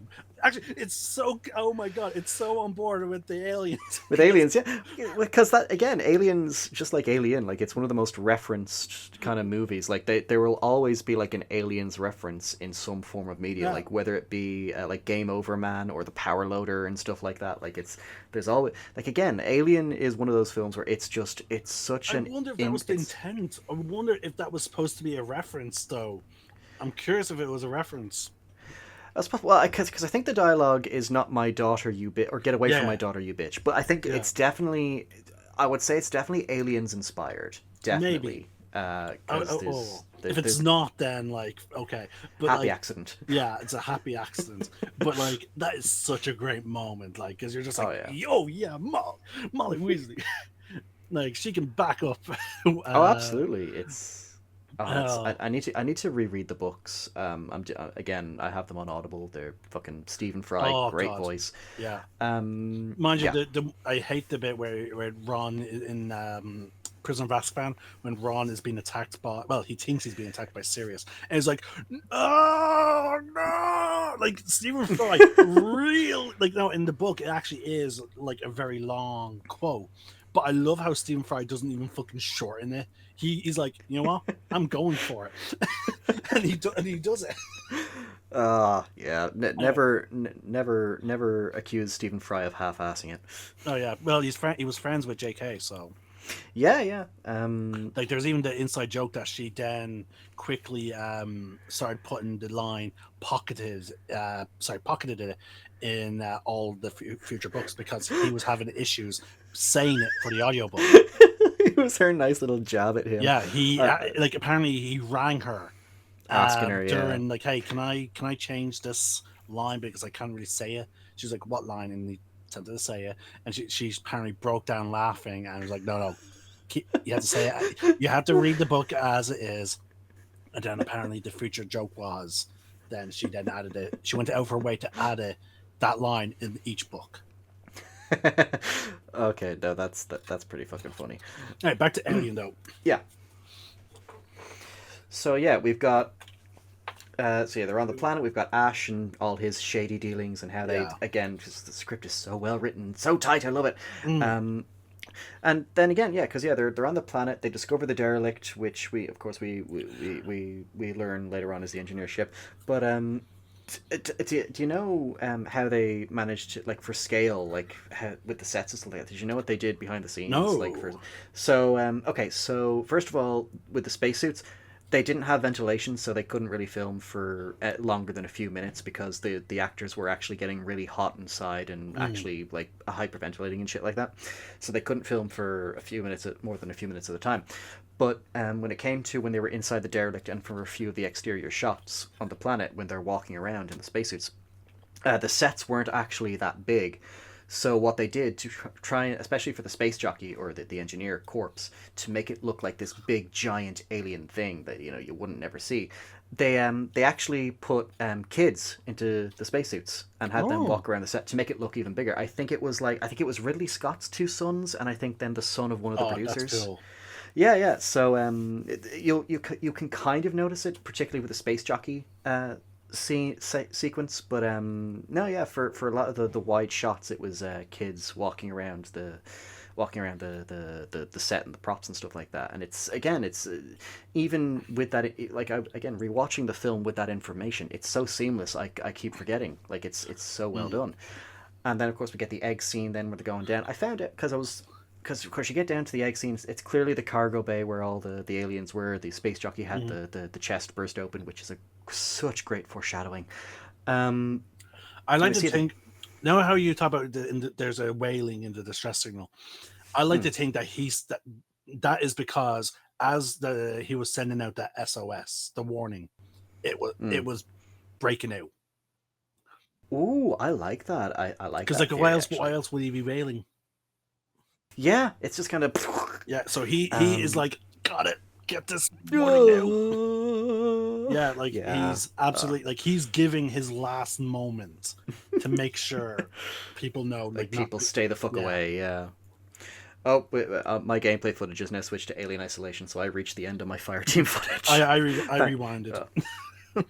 Oh yeah, no, I don't think I have the option to do that with this. I'll look into it later on, but for now, at least I've got another 2 hours of footage to work with. We hopefully won't go on that long, but still. But yeah, because then you've got Kane going down. He's like, you see the eggs, and you've got the mist, which because apparently to this day there is no explanation. No, actually there is. So basically, the mist was there originally. There was supposed to be, Ridley Scott wanted there to be like a thin film, like organic film or something like that, to be above the eggs to basically alert them when someone has broken the barrier, so they know when to open up and stuff like that. Unfortunately, they were very tight budgeted, so they couldn't do that. However, as luck would have it, The Who were playing. The band The Who had a live concert not far from where they were filming. So they asked if they could borrow their smoke machines and the blue light effect, the blue lighting they had, and they just made that the film instead. So Ridley Scott kind of confirming that the blue light layer thing is a factor of the xenomorph biology or something like that. But again, we never really get a full explanation. It appears, the only other time it's appeared is in Romulus. I don't think it's appeared any other time. Also, every time radios are beneath it, they go haywire. Really? Oh yeah, yeah. The radio cut off when he was underneath it. Yes. Um. And you hear a lot of static as well, like as he's Mm-mm. like even as he's slowly going through it's when static really spikes up. And then when he's standing up again and his radio's above the barrier, then that's when it goes back to normal. Yeah, and that facehugger, like that's again the ultimate jump scare. Mm. Like it's such a well done scene, and the facehugger is just a great design Oh, in and of there's itself. also a good level of intelligence there because the face hugger knew it needed to melt Yes, the helmet. so yeah, it's like it's because it bleeds acid. Apparently, it can secrete acidic material because we already know it secretes like some kind of resin that hardens, like with the nest and Yeah. stuff like that in Aliens. So it's not without outside the realm of possibility that it secretes acid as well. Now, there's one problem with that scene, though, that then comes up in future scenes. Why is it that other face huggers never melted like surfaces to get at prey? Because we would see them, That's because we yeah. would see them pressing against glass and such in the future. But Hmm. like, it's only in this one movie. Now, again, this is the problem with like so like clearly he realized he wanted like Ridley Scott. He clearly wanted Yutani to eventually get An alien, and yeah. like facehuggers, to be make it clear that they're experimenting on them as well. Hmm. So like I feel like that decision like was like okay when he first initially thought he was like okay it's cool, it makes sense. um but then he realized okay for future movies like because like, again he probably wasn't even planning on there being sequels initially. Well, that's And the this thing. is Alien was never supposed to have a sequel. That is true. Like yeah. James Cameron, like we'll get into it when we start talking about Aliens. But the way James Cameron pitched that movie is probably one of my favorite movie pitch stories I've ever, the best movie pitch story I've ever heard. We'll get into it later on. But yeah, Alien was supposed to be just a standalone film, and it works as a Yeah. standalone. But again, Oh yeah, it does. the sequel's But still great. again, the franchise is a really rich lore franchise, which Oh is why yeah, I like it. I absolutely. my family often confuses me as a fan of like horror because of my interest in Alien. But the thing is, what draws me to Alien is not the horror; it's the lore. Which is a valid reason because and it's again it's kind of like the I see the alien the same way I see like the force in Star Wars. We never really need a full explanation as to how or why it exists. We just need to know it exists. This is kind of what it does as a factor of its existence. We don't need to know anything else like Mm. like And even then, like even as I brought up in the past, like in our own private conversation, which led us to then realize we need to make a video oh series absolutely talking about it. absolutely There's even a comic book issue that even hints to a greater intelligence to the Hmm. Xenomorph, but it's like okay, we're going to peel back the the curtain a little bit, but then not give any other explanation. Like it's been coined again. I'm pretty sure it was only coined by a synth once, or if not, it's by the fans. There's a thing called the Xenomorph Goddess, and all we ever fucking seen of her is a dark vision from a colonial marine who had a facehugger on his face, and the chest burster was surgically removed, and he's having these like visions, and then that's it. We get a glimpse of her because he's describing it to someone yeah like the like this vision, and then that's it. There's they kind of go very eldritch with it, which they're is like, cool. here's a curtain. Here, look, peek behind the curtain. No, reclose it. Yep. We're not giving any further explanation. Is this an actual like got like true bigger hive mind? Is it like just their creator? Is it just how he perceived this possibly like more intelligent member of the Like xenomorph queen? Yeah, species? Yeah, yeah. like is there like an evolved version of a queen that has lived like much longer? Could this thing rally all the fucking hives and become like a Tyranid threat from 40k? We don't know because all we got was her like reaching out, like a welcoming thing, and then that's it. So it's like every time we discover something new about a xenomorph, there's it More just questions than answers. yeah. Yeah. It's yeah. It's there's so much endless possibility you can do with the which they do kind of do with the comics. Like it's like an alien, like when a Xeno like facehugger gets onto you, like the embryo will then adapt itself to whatever the Yeah, biology of the host is. 15%. Yeah. So like because this time the host was human, it's going to be bipedal. It's going to have some very kind of human characteristics with its silhouette, but with the exception, of course, the more alien aspects of it. Then you've got like an Alien versus Predator. You've got the Pred Alien, yeah, which is probably one of my favorite additions to the lore. It was in a shit film, but the idea itself was amazing. It might have been in the comics and as well. the characteristics of what you can do, like, it's horrifying. Oh, absolutely. I will say, like, we'll get into AVP eventually, but the Pred Alien had good ideas. It was just kind of held back by a shit film. Yeah.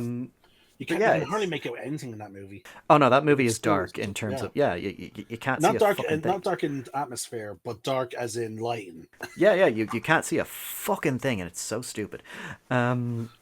A lot of films were doing it around that time, as I recall as well. It's like, you know, how a lot of horror movies, especially nowadays, they have that weird grey tint to the coloring, which is very weird. But anyway, yeah, there's so much lore that you can do with like, because we still don't know the homeworld of the aliens. Oh, I think no, actually we do. Actually, we get a glimpse of it in a comic, I think, from like the 80s or something like that. I'll do a bit more research, and we'll probably get into it the next when we're talking about aliens. Yeah. But there's so much to work with Alien as an IP because of just how deep the lore can go, and just as the sequels go on, we'll see they kind of, some ideas are decent, and then others you're just thinking, what the fuck are you doing? Why are you doing this? But yeah, back to the initial. So they get back to the ship, and then like there's like, I love the atmosphere that's just on the ship. Like it's very gloomy. Yeah. Like the tensions are high, like because like you've got Brett and Parker like working tirelessly to try and fix the ship because they want to get off the planet. You've got Ash doing whatever Ash does, and then you've got Ripley just knowing that something is more than likely going to go wrong. And now that Kane is back with a parasite on his face, you're like, oh well, what do you know? I was right. You're not coming on board. Which we've gone over that part already, but yeah, but again, you also see her relationship with the captain. Also, like, once again, they're not friends because, like, or at the very least, they have a strenuous working relationship. At the very least, because like he's like, don't try and convince me, and she's like, I'm not. But then she actively is just like, you can tell they have had discussions like this before. They've butted heads, absolutely. I think it's definitely one of those things where like she will absolutely follow his orders. He is the captain. She does respect the chain of command. We do see that much. But like when she sees bullshit, she'll call it out, and even if it doesn't make her a very popular person, she will still like do it. Again, like Parker was agreeing with her when they get to the med lab. And from all that, then of course we get the face hugger, like the operation on the face hugger. We're given a little bit of a glimpse of what it's doing. Like it's feeding him oxygen. Ash is like, no, don't take it off. Let's not be too hasty. And then again, that whole thing of he says that so quickly, and then there's that moment of realization where he's like, well, just a minute. Oh no, I mean, don't be too hasty. It could kill him if we remove it. I'm just like, oh, you slimy little bastard. Yeah, and then when they use like, okay, we'll cut off a knuckle. And then the blood, like the classic blood, which again, I love how it's really brought up really well in Alien Romulus. Yes. We will get to it eventually when we get to Alien Romulus, because they utilize the acid blood so well in such a creative way in that film. I love it. But the acid blood just going through floor after floor. Yeah, and again, it establishes a really interesting thing for later on, because when the chest burster emerges, the first thing you think of is, oh shit, this is a monster, let's kill it. But again, Ash is like, no, don't touch it. And again, when you're watching the film, you're thinking, oh yeah, because we've just seen it has acid blood. If he kills it, that thing might also bleed acid and just fucking fuck shit up on the ship. Exactly. Because like Parker even brings up like when they first discovered like the blood acid, he's like, excellent defense mechanism. Like he does compliment, he's like, excellent defense mechanism. Yeah, you don't dare kill it. Yeah. And it's again, then that's what brings up the biggest dilemma for them going up against it. Then for the rest of the film, they can't use anything that will make it bleed. So of course they have to. The best thing they can do is lure it and send it out Yeah, into space, which of yeah. course they have the incinerators then. And then they even have like the shock like baton because they think it's small. Yeah, yeah, Because like he's like, okay, it shouldn't pierce its skin. Like he even brings up, it shouldn't pierce it unless its skin is thinner than ours. yeah, yeah. Um, It will give them a little incentive, but that's about it. And I was yeah, like, yeah, and because they're hoping that it like when they prod with this thing, it won't like bleed. yeah. Yeah, it's again just a compliment to just how tightly knit the script is, because they think of every possibility, any question that an audience member might have, like, well, why didn't they do this? Why didn't they do that? Oh, well, they didn't attack the alien when it first came out of Kane because acid blood, you know. And of course, Yeah. we know Ash was protecting it, of course, later on, which we realized. But at that time, it's like, oh, acid blood. It's not going to fucking kill it. We're not going to kill it. That's fucking stupid. We have to send it out into space, which we'll have to, because again we'll get to it, but like we're into the part now where they're searching the ship. We had the fantastic chest burster scene, Mm. which again, Alien, I think again the most fantastic thing about Alien as a monster is the xenomorph life cycle. It's probably one of the most unique life cycles in fiction. You know, you've got the egg, you got the face hugger, you got the chest burster, and then you've got like the cycle repeats itself. You know, it's such an amazingly unique way to introduce a monster into your movie. Yeah. That again, to this day, like I don't think I've ever seen, like, okay, Covenant, I will say, kind of had an interesting idea with the spores. I actually did like that idea. I thought that was actually quite interesting. And we'll get to that because again, Well, while we're talking about the life cycle, like because I brought it up, I think it was either today or yesterday, when we were recording the Daily Mm. Fireteam. Like there's so much evidence throughout the entire franchise, like, and I'm talking about comics, the movies, everything, that the xenomorph did not come into creation organically, and that's what adds, and again, and that's what adds, in my opinion, part of the fear factor. Yeah, it's a thing of, like, again, the fear of the unknown. Where did this thing come from? Why does it exist the way it exists? If it evolved from into this manner, why did it evolve into this manner? If not, why? Who created it? You know, it's Yeah, but there's so much evidence that it was engineered. Now in the comics, they explored it, that not even the engineers are the ones that created it. yeah, it's one of those things. I think that there was a theory going around that, because you know how you have the deacon at the end of Prometheus. Yeah. So the idea, because you see kind of carvings of the deacon in Prometheus, like when they're in the big chamber with the big head statue and stuff like that. Mm-hmm. And I think there's I can't remember if it was confirmed in a comic or if it's just a theory at the moment, where they worshipped this deacon species as like a god, or they found the species fascinating, or they marveled at it anyway, and then that species died off, so they're like, okay, let's try and bring it back, let's create our own version of it. And unfortunately the experiments went wrong and they created the xenomorph instead. Because if you look in Prometheus, there's like a few, remember they go into that scene where there's like the bodies piled up and a few of them look like they have shit burst out of their chests. Which I thought was a nice little detail. But so that's the idea. Yeah, they didn't. They created the Xenos in an attempt to try and recreate a species that may have actually been quite peaceful, but instead they just created this monster. And again, we'll get into more detail when we get into Prometheus and Covenant. There's and Romulus, another but yeah. there's another theory as well, like that the creators of the xenomorph actually designed them as a test for sentient life. Sorry, spacefaring life, I should say. Not just sentient life, because you can have sentient life that do not travel to stars. Basically, any spacefaring race. Yeah, yeah. That, and the test is how do they interact with the xenomorph? Again, the engineers saw them, like the idea is like the engineers failed the test because they saw them as essentially weapons, and unfortunately the humans are unfortunately in the same fucking boat. um but again, it comes back to that idea of like again from that comic book issue, the Xenomorph queen. I don't think, like in my opinion, I don't think she's a goddess. I think it's probably like the creator, because like the creator created these creatures in their image. You know what I mean?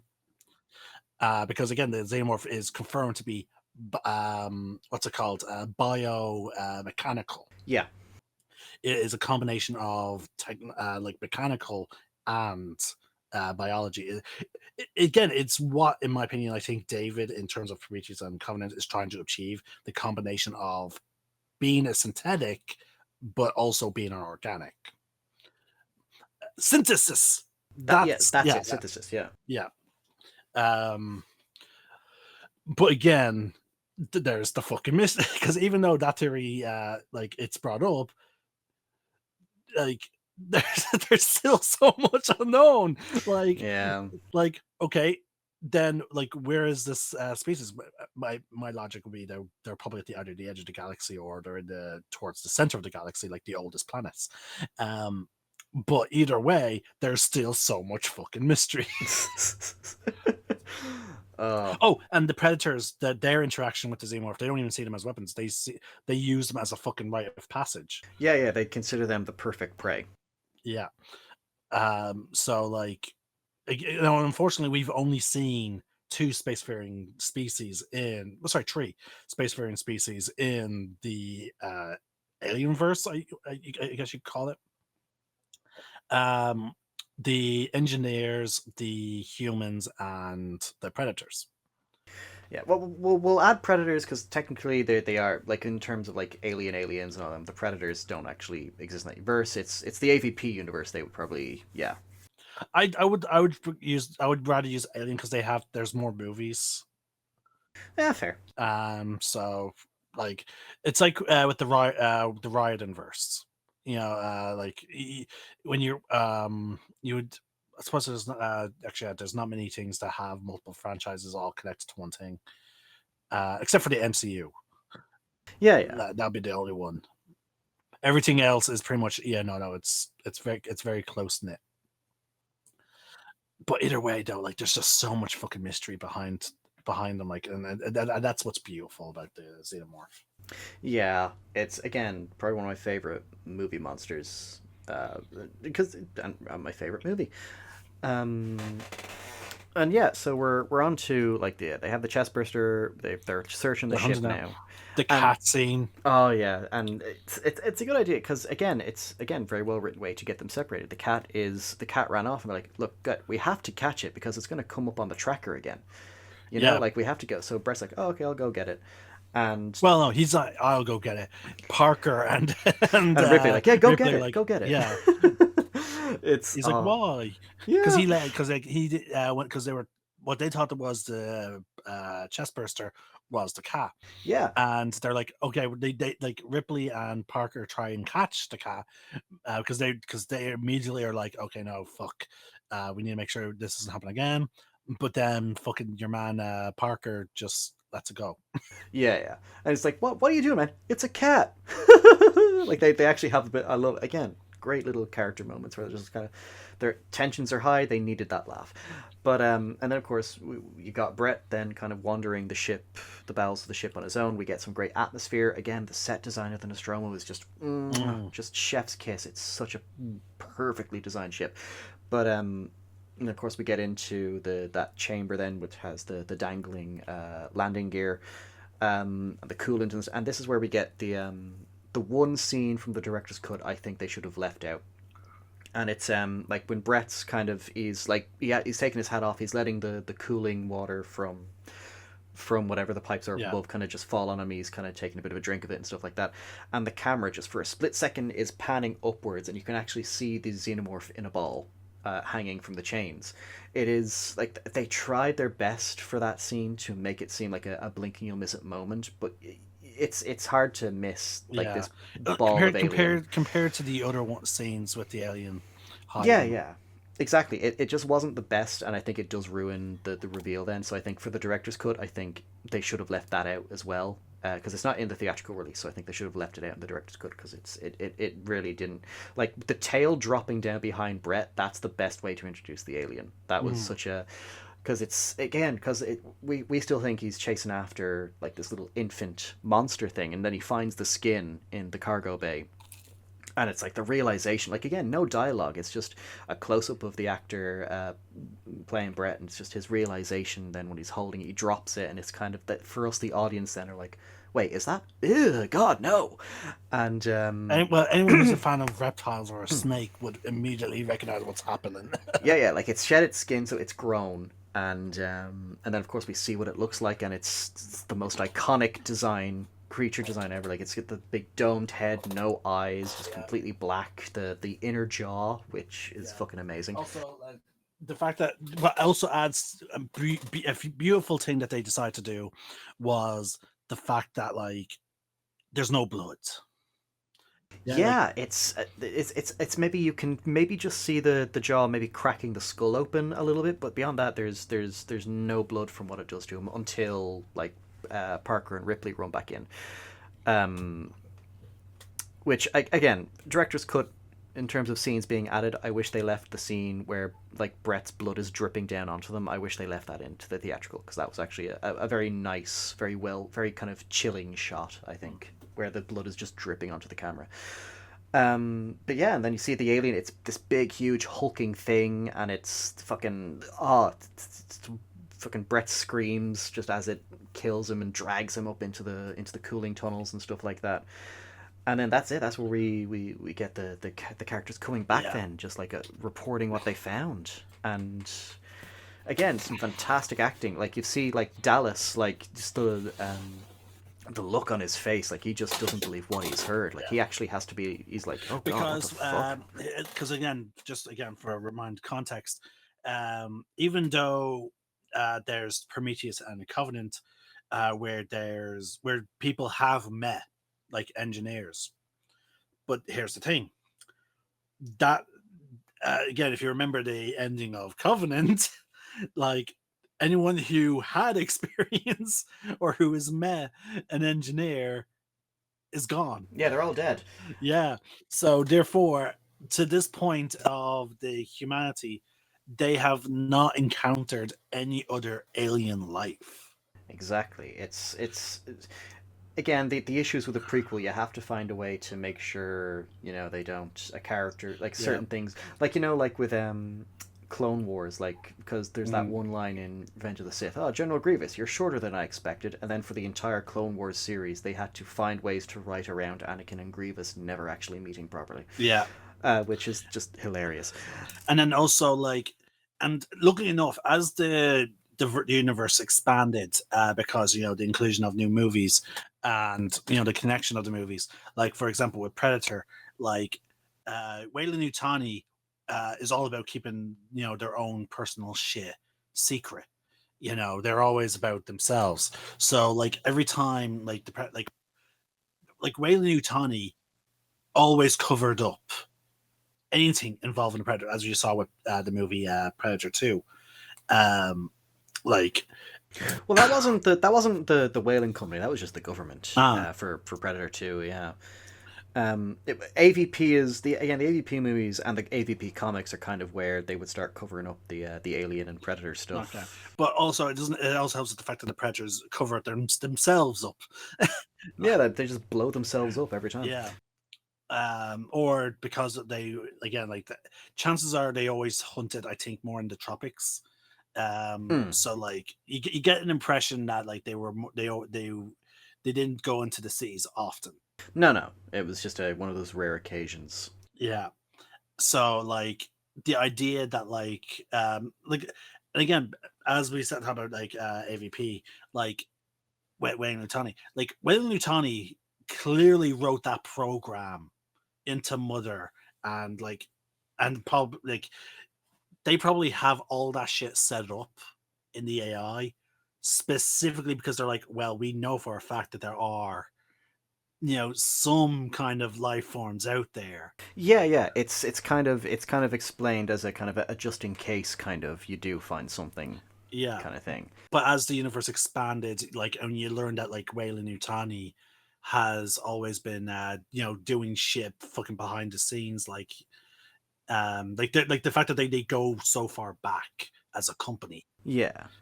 And apparently, because apparently they're making a TV show now on Hulu called Alien Earth, and apparently it's going to follow a group of Weyland scientists that actually discover xenomorphs for the first time. So that's kind of where they first learn of their discovery. So we're probably going to get an explanation as to why they program the Special Order 937 into like the mother in every android and stuff like that from then on.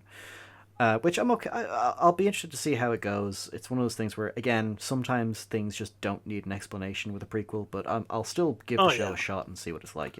Oh yeah. If it sucks, it sucks. I'm just saying, like, it's always fascinating, like how, like when things get added in, like at a later point, like things start making sense. Again, like I said, like the whole like the fact that Weyland-Yutani is such an old company in the Alien verse. Yeah. That they had both experience. Okay, they first initially had experience with Predator or whatever, the Yautja, and then because of that experience with the Yautja, that they then would have a clause where they have to always space travelers would always have to investigate any hint of like potential intelligence signal, which then, pardon me, which then leads them into discovering the xenomorph, which then they hyper focus on for the remainder, like because unfortunately the Predator movies never go beyond modern day.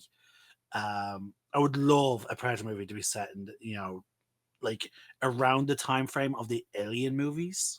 Personally, And when it comes to Predator movies, because again, I think keeping them as separate franchises is a good idea, unless you want to do the team up stuff, which I'm always okay for.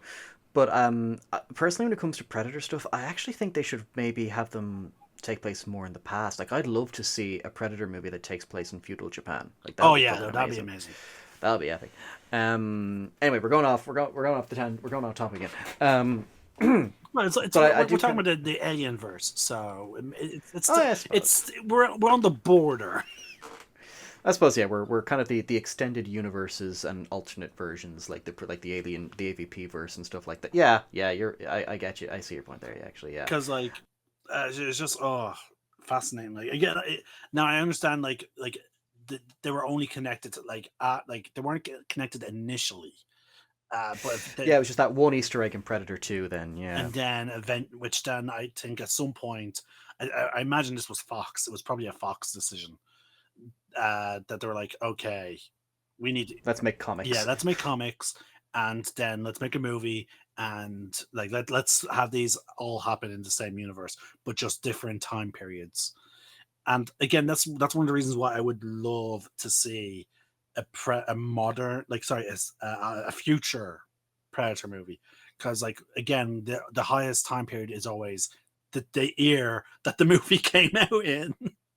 Yeah, I mean, I wouldn't. I'm not gonna lie. Actually, the idea of a Predator roaming around like a station like Sevastopol, like we see name, like that would be kind of cool. Oh well, I wouldn't say a Predator probably wouldn't hunt on a thing like that. A station, yeah, but like a futuristic city.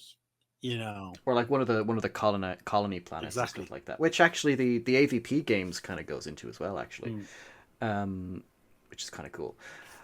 But yeah, where did we go? Yeah, where did we stop off? Sorry, oh yeah, Brett died. Yeah. They go into their plan then to burn it. To burn it, yeah, to draw it out and throw it into the airlock. Yeah, they were closing off like the vents to give it like only one direction it could go. And it's the most claustrophobic scene in the film. Yeah. It's such and it's one of those things where like to make it feel so real, like I'm pretty sure they left like little act, because there's you got Dallas going through the vents, and like his headset falls off halfway through, and I don't think that was scripted, but I'm glad they left it in because it actually adds more realism to it. And the woman's watching on the fucking monitor, like, yeah, Lambert's just kind of like, oh my god, yeah, you're safe for now. It's nowhere near you. It's just keep going until we'll tell you if we find something. and you've got just Ash looking on ominously as he just listens in to what's happening, and you got Ripley just feeling very helpless at the moment, not Yeah. knowing what, because she volunteered, she wanted to do it, Yeah. but Dallas was like, no, it's my job, I'm the captain. In all fairness, it was his fault that they're in this situation. Yeah, I would say slightly. I'd say again, Most of the blame somewhat is manipulated obviously, by yeah. Ash. Most of the blame is on But Ash. yeah, Don't get me wrong. but he was still kind of compliant. He should have kind of listened to Ripley in that regard. But it is very well kind of just that entire sequence, just from the music to the beeping of the tracking device as it eventually starts picking up the Xeno, and just Dallas Tom Skerritt's acting in that scene, like it's he's been on edge like for most of the movie, but this is like he's shitting himself. Like he's like, I want to get out of here now. Can you just let me know if I'm in the clear? Stuff like that, and it's just such a well done scene. Then the alien, she picks it up, and of course, because it's a 2D tracker, like it's not trying to scan something on a 3D plane. So like she thinks, oh my god, it's coming for you, it's right at you, and then he climbs it. It's been underneath him the whole time, and it just waits for him. And it's the second best jump scare. He's rushing to. He's like, okay, it's right. It's coming at me. It's coming at me. I need to get out of here. And he's like, okay, I'll get down to the bottom floor. And I think I could have swore I saw a brief moment when he goes down and he realizes, oh wait, because like he's realizing I just descended down. Yeah, and there's like there's tunnels down here as well.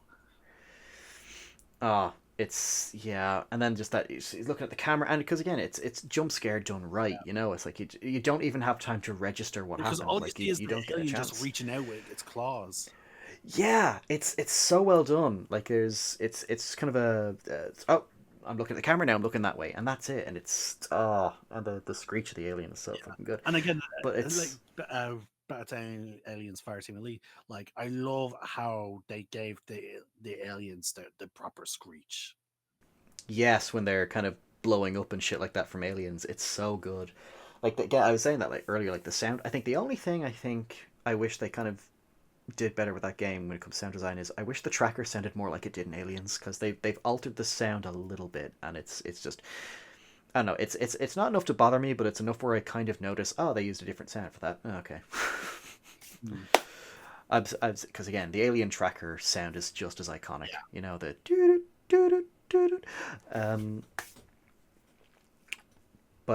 so we've got Dallas just gone. No, as Parker says, no blood, no Dallas. Yeah. Which is just again a horrifying thing. Because you're like, okay, how did it kill him then? Because again, the best thing with Alien, going back to Fear of the Unknown, is we never really see how it kills off the characters in the films. Like it's even in Aliens, like they kind of adhere to this a little bit, where some of the fates of the crew are left to your imagination, and of course with the director's cut, we find out what happens to Dallas and Brett. And again, like for a large portion, for a good bit of like Aliens, there's just like what happens to all the townspeople.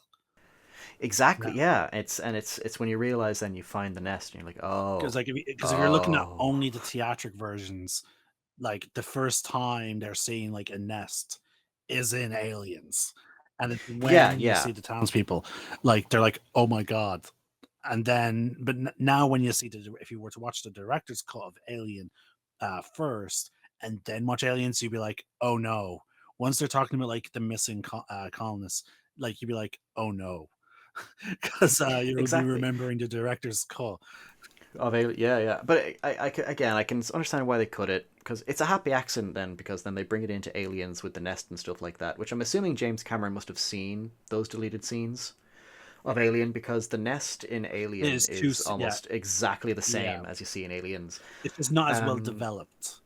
And of course, because in Aliens, Ripley doesn't recognize it either. Also, so like... the fact that like the aliens and Alien had like what weeks to build a nest, as opposed to the alien that's on the Nostromo only had like what, an hour or two.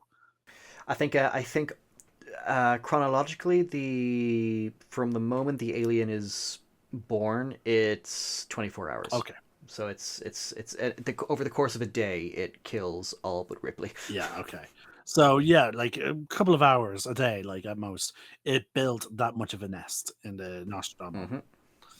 And it's a nice set as well. Like for the it's again, if they were never going to make aliens, or if they did make aliens and they just rewrote the nest scene, it's one of those things where if they had left it in, I think it would have added more to that, again, that kind of Lovecraftian fear of the unknown, Mm. because it's turning Dallas and Brett into eggs. Yeah. For at least that's the assumption Yeah. anyway. And it just adds that, okay, so this is what it does to its victims. You yourself are broken down to your most basic biological matter and reborn Yeah. as these facehugger things, like these little And you can monsters see that like, continue the yeah, cycle. like if again, it's like with frogs, like in real life, there are frogs that will change their sex if they do not detect, another member of the sorry, of the opposite sex in the area.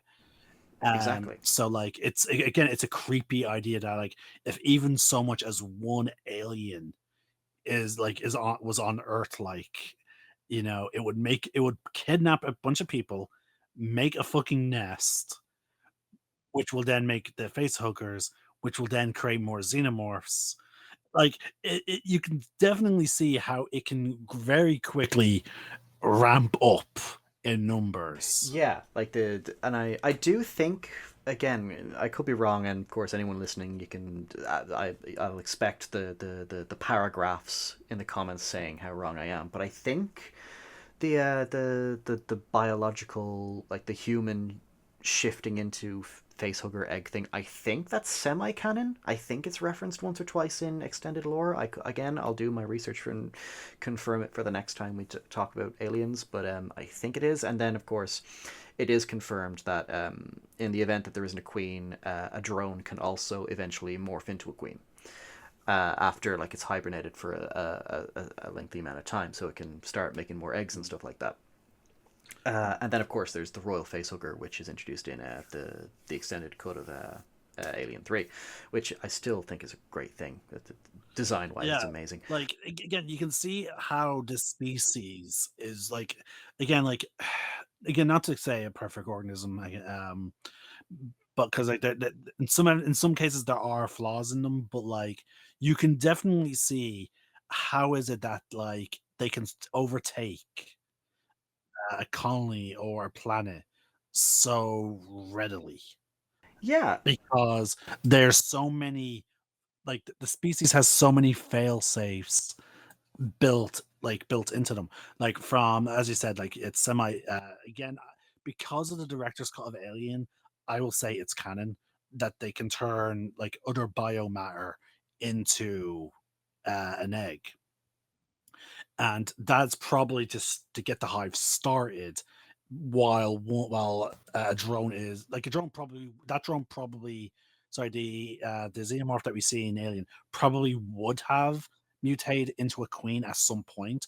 However, because it probably knows it's in such a vulnerable state because it's by itself, yeah. uh, It has to take out any and all threats first. or build its numbers before, going into that lengthy process of becoming a queen. So it's like, okay, we need drones. I need backup. So it's because think about that, like, because like it captures two people, and there's three, and then and yeah, it doesn't go on the offensive all too quickly when there's three of them left. So you get the impression that xenomorph held back. It only, like, because the only time we see it act aggressively is when it was being hunted. So there's a good chance that that xenomorph was fucking waiting to capture them. Actually, no, because while the eggs are being made, it does actively kill two of them. I was just thinking there, like it was probably going to try and capture them for the sake of, the face huggers eventually coming out and latching on.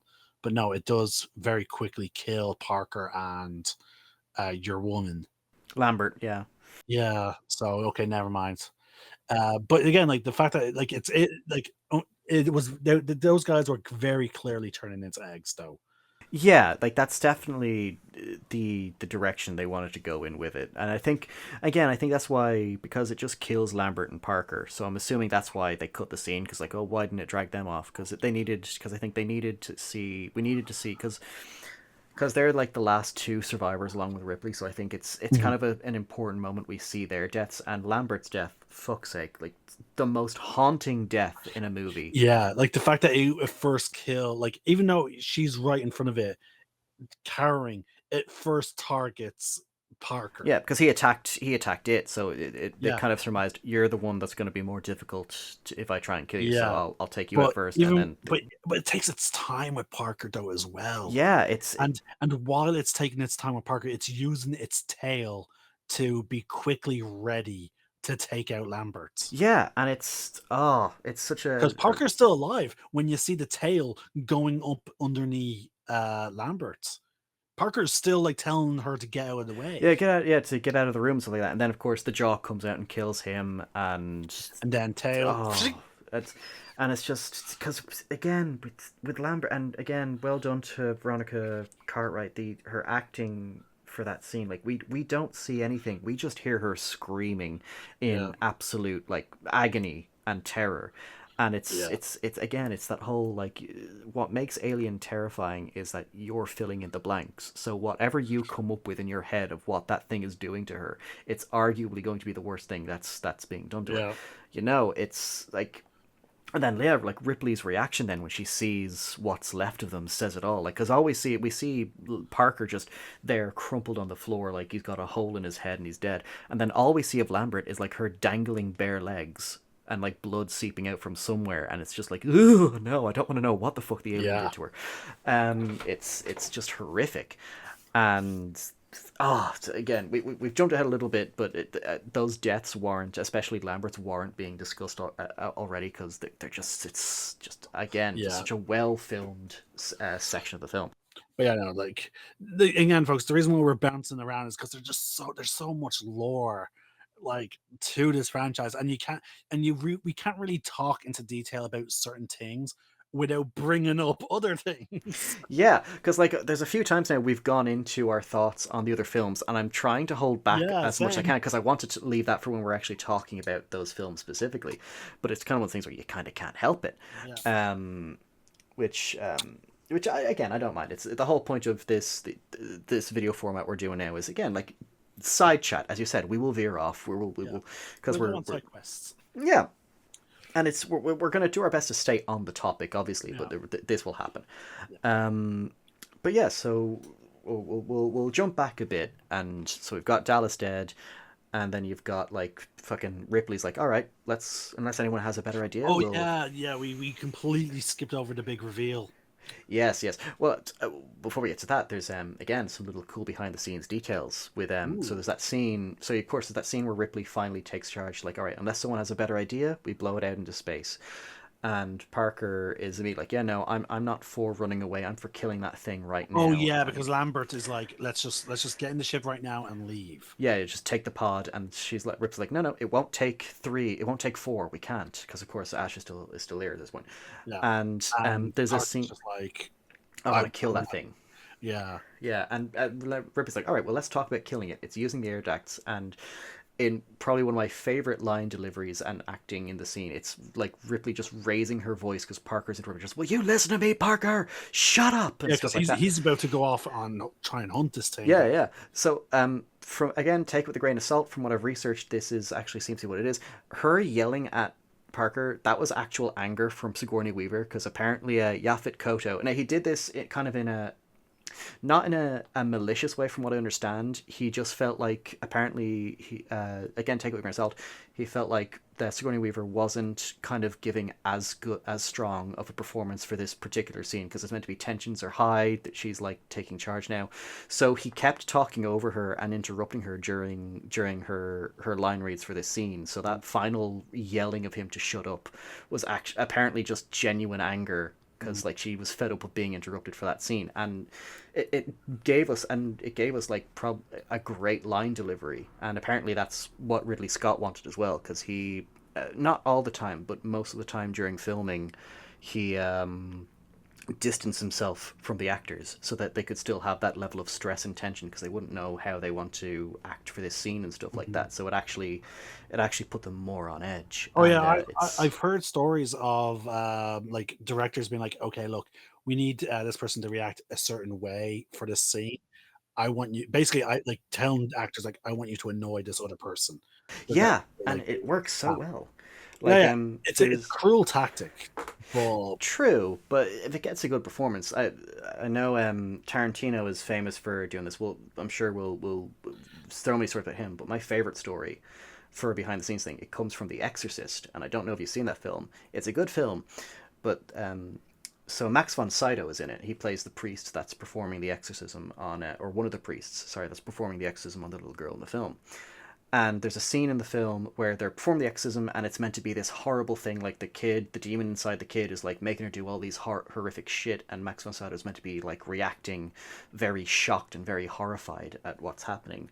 But each time they were doing the take, he wasn't really delivering the type of reaction that the director wanted. So apparently the director took him aside and he said, so Max, we've worked together for a long time, haven't we? And Max von Sydow was like, yes, we have. And he was like, so do you trust me? Like, as a director, do you trust me? And Max von Sydow said, yes, of course I trust you. And without missing a beat, the director walloped him across the face, yelled action, and Max von Sydow, like, for that scene then, like, it'll be a scene where he looks genuinely surprised and shocked and, like, wide-eyed. That's because the director slapped him before he called action. I like the whole like, hey, you trust me?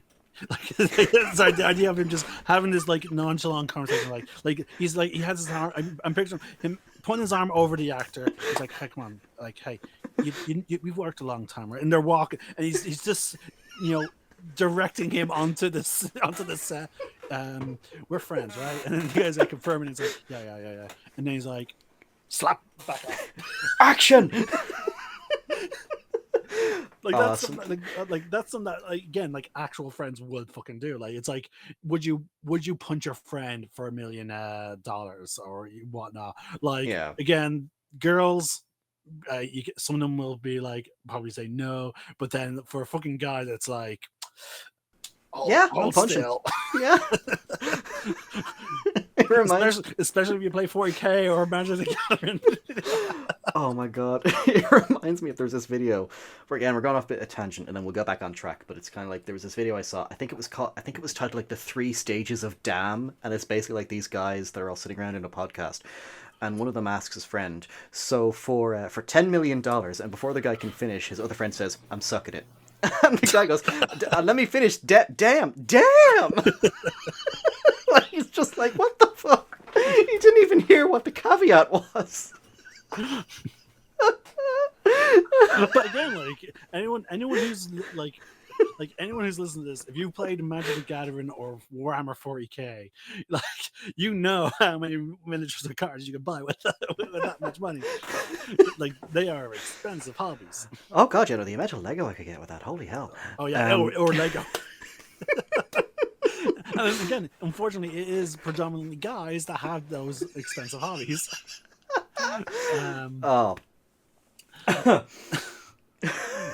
Okay. I feel like I just now completely shocked you. Just this entire conversation is fucking brilliant. Okay, so we're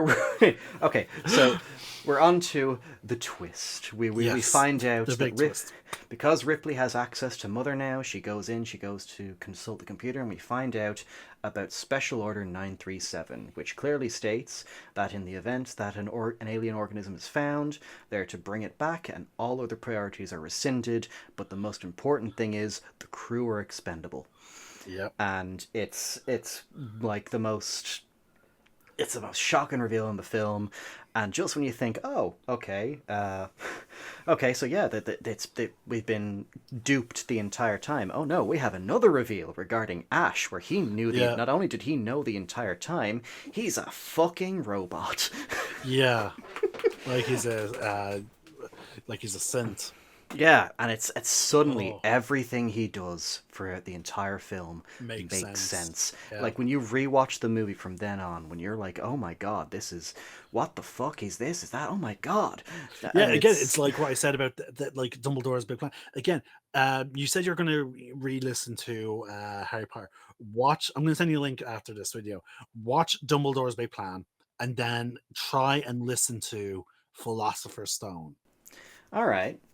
and then like, oh my, like, because it's just like, oh my god, Like it all of a sudden things are falling into place. What the fuck? yeah, because like they go year by year, and Oh, all they okay. do, yeah, yeah. Again, it's fucking brilliant. Again, like, oh, anyway. Yeah. Um, But yeah, so it's revealed Ash, like he knew, not only did he know about the special order, like he's Ripley's going running off then, and like he to blocks her inform from the group, leaving. yeah. Yeah, and he stops her from leaving. He starts attacking her, and then like he's, a lot of people were wondering what the fuck he was doing to her with the magazine. Like, was he asphyxiating her or something like that? Yeah, fixating. And Like, it's on. yeah, but so it turns, oh, he was going to do something much worse because Alien Isolation expanded on this. Oh, He was going to shove that thing down her throat all the way, the like magazine. complete, yeah, like completely just block off her esophagus. Like it Mm. wasn't just a simple, oh yeah, I'm just going to put this here to block it far enough to block airways. He was going to put it all the way down there. Oh And wow. it's, oh yeah, Alien Isolation does a great job of expanding a lot of the Well, lore. We'll get in. we definitely get evidence like that. Like he had the strength to do it. Oh, absolutely. Because like And there's then, that scene where he just slams his hand into the wall, like because you can hear the impact that made. oh, absolutely. And like he rips some of her hair off for God's sake. And then like when Parker and Lambert come back in, then like even Parker is like this big fucking built like a brick shithouse Yeah. character. Like he can't fucking take Ash off her. And like he Yeah. like then So he Ash kind resorts of to the fire squeezes. extinguisher. Yeah, and just knocks his block off quite Yeah, literally. the And fire it's extinguisher like actually gets properly damaged if I recall, like throughout all that. So like again, like it's showing like the durability of like the sense, like yeah, it's such because a he's not even the combat model.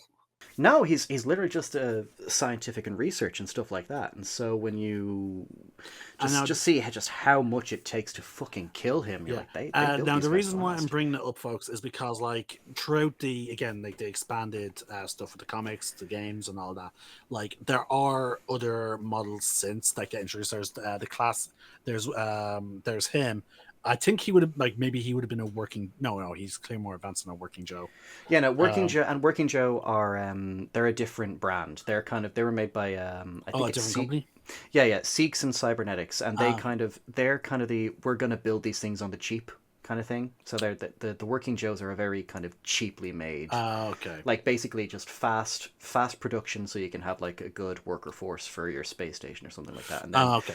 Then with Weyland-Yutani, they went for the more human kind of thing, which is why like canonically there aren't actually like for Weyland-Yutani anyway. Canonically, there aren't that many synths androids in the universe. Like you've got Bishop, you've got Ash, you've got the Davids, Walters, and then you've got Andes from Alien Romulus, and like Mm, they're so expensive to create that mm. like there are just so few of them I think in the universe. the well in the in Aliens Fireteam Elites, you do get two combat suits. Yeah, which Um, is I think that's a I think that's a new addition as well. They seem like very basic models though. Like yeah, I think they're they're just I think they might have been made by the same company that makes the Working Joes. Then, probably yeah. but they probably are a bit more durable and whatnot. But anyway, like even going back to David, like we see how David is in Prometheus and Covenant, which like again they are significantly faster and stronger. Yeah. He's definitely a predecessor to what Ash would be. Yeah, but but again, like I feel like because Ash was meant to be like again, as you said, like just purely science and research. He probably is again. He is going to be stronger than a human and all that, but he's not built for combat. Like No. He'll do what he needs to do to ensure the success of his mission. Which, well, yeah, oh, there's some expanded stuff that when we get, I'll talk about it when we get to Aliens because there is it kind of has a connection to that. But he is definitely if it means he carries out his special order, he will do whatever it takes. And so Yeah. he's been protecting the alien the entire time. He's Yeah. been trying to find a way to get the crew killed. And there is actually a deleted scene. It was partially filmed. Because one of the things that always confused me was, why does Ripley's nose start bleeding randomly when she's going over the mother computer? So apparently there was a deleted scene. It's partially filmed. They never finished it, but basically there's a scene where Parker and Ripley almost get sucked out into space. Ash actually, they almost succeed in luring the alien back to the airlock, but Ash actually sabotages it behind the scenes, opens the airlock, causes the room to decompress, and that's what causes Ripley gets some burst blood vessels basically. And so yeah, so that's kind of it. From behind the scenes from the start, he's been trying to sabotage and either lure them in to get killed by the alien, or if he has to, he will just kill them himself and make it look like an accident basically. I don't know how he's gonna make her spawn in a magazine an accident. I think at that point she was just gonna fuck it. I'm just gonna kill them all because again, it took all three of them to take him down. Yeah, so... he was absolutely. I think if they hadn't come back in time to save Ripley, I think he would have probably succeeded in killing them. Yeah. But and then of course so we get that fantastic fight scene. He gets beheaded, and even then that doesn't fucking stop him. Yeah. And then after that, you've got the. I will say it's a good effect looking back on it, where it's just the headless Ian Holm. Oh yeah, the way and fair play to the guy, he clearly had to have that liquid shit in his mouth for the dialogue. Yeah, I think it's milk, but I think they might have don't use because it does look a bit thicker as well. No, it looked almost watery. So to me, so I think it's skimmed milk. Maybe yeah, the low fat shit. Yeah, because I remember when my ma used to buy. Remember Avamore low fat milk. It came in the pink bottles. That shit was basically fucking water. It was. I don't know why the fuck people liked it. Ugh. But no, actually, now that you think about it, it might have been skimmed milk. Actually, it makes more sense. And yeah, it's just this entire section where just he goes over again, great line delivery from Ian Holm throughout that entire monologue. Mm-hmm. Just you have no idea what you're dealing with, do you? The perfect organism, and just Lambert's you admire it. I admire its purity. A survivor. And it's just such a. Sorry, I'm going to be. I'm kind of tangenting, but Ian Holm just in this film, he was a fantastic actor, and this is probably one of my favorite films he's been in after Lord of the Rings, obviously. But they're finally getting the truth of the matter. They're realizing fuck me, we've been fucked this entire time. And Weyland-Yutani, the company wanted the alien for their bioweapons division. He's been sort of what I brought up with the engineers, how they viewed. Now again, this is going back to this one theory from the comic, and again even then it raises it's one theory, but it still adds then so many more fucking questions. Exactly. Oh, it's again. I'm more subscribed to the thing that the guy saw being the original species creator as opposed to an actual goddess. But then again, given the eldritch horror-esqueness of the aliens, I wouldn't be surprised if there was some kind of cosmic god, eldritch god, just a higher intelligence type of thing. It was this actual goddess, eldritch being. I wouldn't be surprised, but part of me likes the idea that this entity that we saw in the vision is just the species that made it, as a whole, because that is slightly less terrifying than an eldritch being. Yeah. Pretty much. And again, it's what I said, they pulled back the curtain a little bit and then they quickly fucking closed it. Yeah, what's this? You'll never know. Forget what you saw behind the curtain. Yep, no, it's pay no attention to the weird. I need kind of goddess. Yeah. So you talked. Is there any other behind the scene facts you can share? Well, because I need to send you an image of this thing. Oh yeah, please do. I'm trying to think. Is there, that I'm aware of? No, at least not until we get to Aliens and maybe a little bit of Alien 3. But with Alien, no, it's kind of it's to the best of my knowledge. That's all I can remember when it comes to behind the scenes stuff. Just again, it's like Lord of the Rings, you know. I think like with Lord of the Rings, just like Alien, like it's a great movie, but then when you look up like the behind the scenes stuff, it's just as interesting as the film itself, because like it's so like some of the best things that happened in Lord of the Rings were like not scripted, which Okay, is fun always great. fact. Apparently, they gave it a new name. Oh, Yeah, it's no longer Xenomorph Goddess. It's now just referred to as Woman in the Dark. okay. So again, leaning a bit more into this eldritch horror. I'm okay with that actually. As I'm okay with that. I don't mind that as long as it's nothing like goddess, empress stuff like that. I'm like, okay, don't go too far. That's a bit too far. Like Woman in the Dark. I'm Yeah. actually okay with that. Sent you I'm I curious sent to you see the where that image goes. of Oh, like okay. the I'll God's have a vision, look at like that now. Let's have a look. because like Oh, again humanoid esque shape, but yeah, like there's definitely a coldness in the way she's looking. Like she's looking at the guy having the vision. Like yeah. regardless of how far she is seeing him. Hmm. Kind of they're kind of going for a like an eldritch horror version of the Borg Queen kind of thing. Oh, that's a Star Trek reference. Mm. Um, I'm actually okay with the design. I don't mind it. Um, again, depending on how they write it, this could be really cool, or they could fuck it up royal, and I'm hoping they don't fuck it up royal. Like, and you can definitely tell like this is again just the idea of all those swarms, like the drones just surrounding her. Like, Yes, it is actually a very nice panel. The art style is actually really nice. I like this. mm, how was it? I see them, an insatiable mass of riding, gnashing dead, hunting for any sprig of uncorrupted life, beetles on the corpse of creation.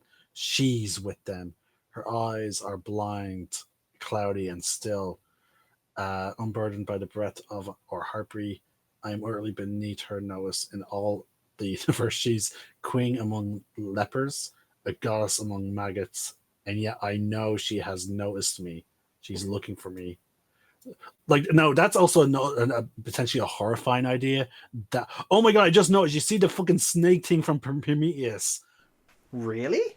Yeah, like okay, look towards her legs. Zoom in and look towards her legs. Oh shit! I Yeah, see hold it. on, you folks. I need to drag this onto the side window, onto the screen, so you can see what I'm referring to. Yeah, I'll have it showing up on my screen about now. Hold on. There we go.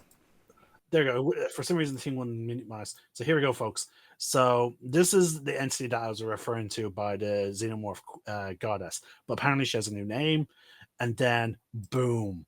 Oh, hold on. There you go. The fucking original thing, like, and then you see the face huggers, like, oh, and so the idea that she might be like hunting down this person that knows of her existence. Like, oh god. Now I think that in this image, what could have been really better, like besides from having that little detail of the snake, the serpent. There, I don't know the actual term for it yet. But I think we should have gotten a bit more different types of xenomorphs in the image, other than these drones. Yeah, I think in the background you can kind of see one of the aliens drones, like with the ones with the ridged skull. But Yeah, yeah, yeah, for the most part it's the smoothed ones, yeah. which The I don't mind. drones, yeah. I quite like them. Oh yeah, no, don't get me wrong. They're iconic and they're really cool. I just think though it would have been if we saw more variations, like if we saw the Praetorian or two, because like we have like again, it is very cool to have this tiny little like the thing that creates basically the Deacon. No, the Deacon was created by a big, massive facehugger thing. Yeah, yeah. As a result of like David putting black goo Yeah, into Shaw's husband. yeah. But the fact that we see that little serpent there as well, though, like that's a nice detail.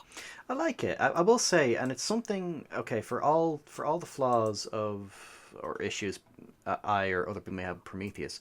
I will say like there are some elements that were introduced that I kind of were okay, and I don't mind when they're being referenced. Like again, going into Alien Isolation a little bit because they do kind of there is a level where you actually find. I'm going into spoilers for people who haven't played it, but there's a section of the game where you actually play a flashback level where you discover the derelict, and you go in and you explore the ship. You see the space jockey, but the idea is that basically this is you're playing as characters that found the Nostromo flight recorder. So they're the people that caused the plot of the game to kick off to begin with. And they follow the flight recorder's data back to LV-426. They find the ship, and because one of the things, it actually does fill in a little bit of a plot hole, because one of the things with aliens is, well, if Weyland-Yutani doesn't believe Ripley's story, why didn't they just follow the distress signal from LV-426? Like, because it was going strong when the Nostromo discovered it, so it makes sense that another 57 years it would actually still be going. But no, so it turns out in Alien Isolation they fill in that little plot hole in that the crew that finds the ship in isolation, they shut down the signal, and the technology for the signal is actually very similar to what you see in Prometheus. So I'm like, it kind of blends it well, I think, just slightly. And then there's, again, Romulus kind of, I think, does a decent job with it as well, where, again, we're, okay, going into spoiler territory for people that haven't seen Romulus yet. We will go into more detail when we get to it eventually in these discussions, but they do bring the black goo into it. Yeah, and I will say... and also as well as the hybridization experiments. Yeah. Again, it's one of those things that I really liked, was the fact that, like, even though those movies were not a commercial success, they're still part of the lore. Yeah, and Ridley Scott is like, I'm gonna tweak some stuff, like, because like my fans did not react as kindly to them, but I'm not gonna flat out abandon the concept. Yeah, no. So this time the black goo is a thing where it's always been a part of the alien, the xenomorph DNA. It's primordial. It has been within them for as long as, like, again, before humans were even like walking, basically. Yeah. And it's a core part of their DNA. Yeah. Which, again, something good that Alien Romulus does, it completely retcons the whole David created the Xenos idea, which it is confirmed that's what Ridley Scott wanted. He wanted to go in that direction, that David was the one that created the Xenos that we know and love. Which was a stupid fucking idea, and I'm glad Romulus completely retcons it. Yeah, they retcon it, but like not completely. Like, it's just its own strain of Xenomorph. Yeah. So this time it's just a thing of it's hinting that, okay, so this isn't the first time that these things have been made, kind of thing. Because they clearly, in Romulus, they clearly make their own facehuggers with what they experimented on. Yeah, again, it's like what I've been saying, like, because like the way these creatures are, they could not have happened like naturally. Like they would have. You can't have an apex predator this efficiently, otherwise it would have basically driven its own self to extinction by the act of consuming all prey. Absolutely, it is that, again. It is kind of the xenomorph is essentially the top of the food chain. Yeah, across the board. Like, it's one of those things where, like, its life cycle, regardless of which version it is, the facehuggers, the spores, it's too efficient. It is. It is basically that whole thing of an unstoppable force. You know, like, how do you stop that? I would argue Ripley is the immovable object. As far as like the first 4 movies are concerned, she kind of was, because technically, like, she wipes out the species at the end of Alien 3. Like, her whole idea is fuck. Like, again, like, so quickly her mentality is in Aliens is nuke. Yep. Like that, like, that's her, like, her main like, again, that was her condition for going to begin with. Like, you're going to destroy them, right? You're not going to bring them back. You're just going to wipe them out. It's like, yeah, okay. She knows how, like, how dangerous one is. Yeah, like imagine an entire colony of them. Yeah. You know? So again, and it's like what I said, like, and that's exactly my point. Like, because, like, let's say they as we saw, they make a nest on with using the colonists. There's now a queen. Now, there's literally no other fucking form of life that can now populate that planet. Because if any life, I know the planet was being terraformed at an accelerated rate, and they theoretically maybe some single cell creatures would have eventually developed. But as soon as they came out of whatever fucking primordial ocean, it's dead, because the xenomorphs are just too efficient at killing. Exactly. Like I do know there is a comic. I do know there is an Aliens comic. I think whether it's old or it's more recent, where they did kind of explore a. I think it is. It's either the Xenomorph homeworld or it is a Xenomorph homeworld. Like it's just one of many that is where it's vastly populated, and it absolutely is. You're right on the mark. Like they are the dominant species. Like they absolutely they're like a plague of locusts. They just infect, they impregnate every species they can. They build up their own hive, their own horde, and they are like the planet is just a wasteland of xenomorphs kind of Yeah, thing, and and it's so cool. there's no like, and no organic life would evolve to be like essentially to be like that, with no especially with no like and especially with the level of social behavior that they have, like again, like no, it's a very strict social system because they are clearly pack creatures, Yeah, um but like again, they're clearly engineered, which brings me again to the woman in the dark, which I gotta say it is a much better fucking title than it is a Morph better Goddess. name, I will say. Yeah, the woman in the dark who's potentially either an eldritch being that is somehow cosmically connected to Xenomorphs, and this Colonel Marine, the Colonial Marine, is only connected because his exposure to a chest burster and whatnot. Because like like how if they're absorbing some of his DNA, it is theoretical that it could be a two-way system. He just happens to survive because it Yeah, was surgically removed. So whatever connection, whatever DNA was being transferred, clearly he must have gotten some of it back. Like, sorry, he clearly must have gotten some, sort of like a baby when I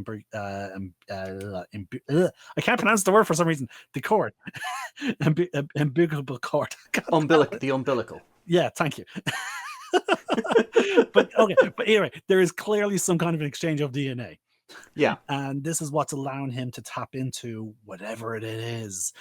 Like yeah. again, Which we get some answer, but then there's like five more questions it that is. pop up.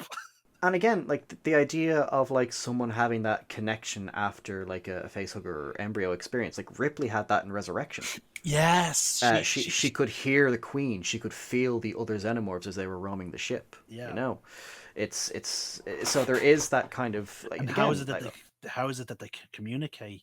Because like they communicate way too far to be pheromones and whatnot. Yeah, I think because I know again I know it's a game, so take it with a grain of salt because it would be a gameplay mechanic. But for Aliens versus Predator, particularly the one I played, which was back in 2009 2010, Yeah, the great 360. game. It's on Steam. I recommend to anyone play it. I It's a have it good on game. 360. It's such a good game. Oh no, I Um, could actually download and play it now. I could if I wanted. Oh yeah, I was playing it for a while there. It's the Alien campaign is still the best one, just because it's full. It's not scary. You're the one doing the scaring. I love it. Anyway, Yeah. because of course the mechanic in that is you can hear the Queen calling you regardless of where you are located in on the planet. So there is, it's almost like there is kind of like a telepathic. It's actually because it's the same. It's like bees with a beehive. Bees have some level of a telepathic link with their queen, so I think that's kind of. I think it might work somewhat similar to the xenomorphs, in that sense, where it's just like But the thing is, though, it seems like it shouldn't work through like the level of structure and the vast distance that we see the aliens operate in the movies. yeah. Well, maybe that's why like it's kind of like maybe it depends on how many of them there are. Like the Like the stronger a guest. xenomorph. Yeah, yeah, like the stronger the xenomorph presence, the stronger the signal. Like each one works as a conduit. So if the queen wanted Mm, to contact one specific one, the message would travel through each separate one until it reached that one. Again, I love theorizing these things, especially when it yeah, comes to like stuff like the Alien universe, and then again like Mass Effect and stuff like that has so many things to theorize as well. But it is. It's one of those things where like, and again, I'm content with never having a full answer oh yeah. with that stuff. You know, Like it's one of those things the where woman in the like, dark. If the woman in the dark is never, if the mystery of the woman in the dark is never answered, I would be okay with it because, like, again, is she a speed? Like, because the idea is because like right now, because we know nothing. Is she a species that initially created the xenomorphs? That's because again, like there's a theory that they are a test to see how, for a spacefaring species. Like in order to pass the test, it depends on how you interact with them. Um, is she some kind of eldritch being that is like that's cosmically linked to all like the queens? Like we don't know. Yeah, All like this we don't even know if she's a chest burster for all we know. It could be like a human that's like infected, like you know, like the biological eggs kind of thing. Like for all we know, that could be the process. We'll never know. Yeah, like all like because again, like all we have is this guy's thoughts, like him describing this nightmare. And the thing is, clearly, like we can definitely tell it's definitely not just some crazy nightmare his brain concocted.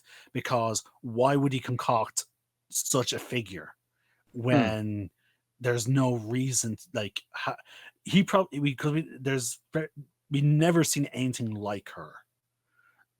So like clearly there must be some level of like entity that he's connecting, that he's tapping into. And again, that's Yeah. just horrifying. Oh, absolutely. It's so good. And sorry, again, the way the artist just drew her just looking like the look on her face is also just horrifying as well. It's just that kind of again. It's kind of like she's not looking at you; she's looking through you.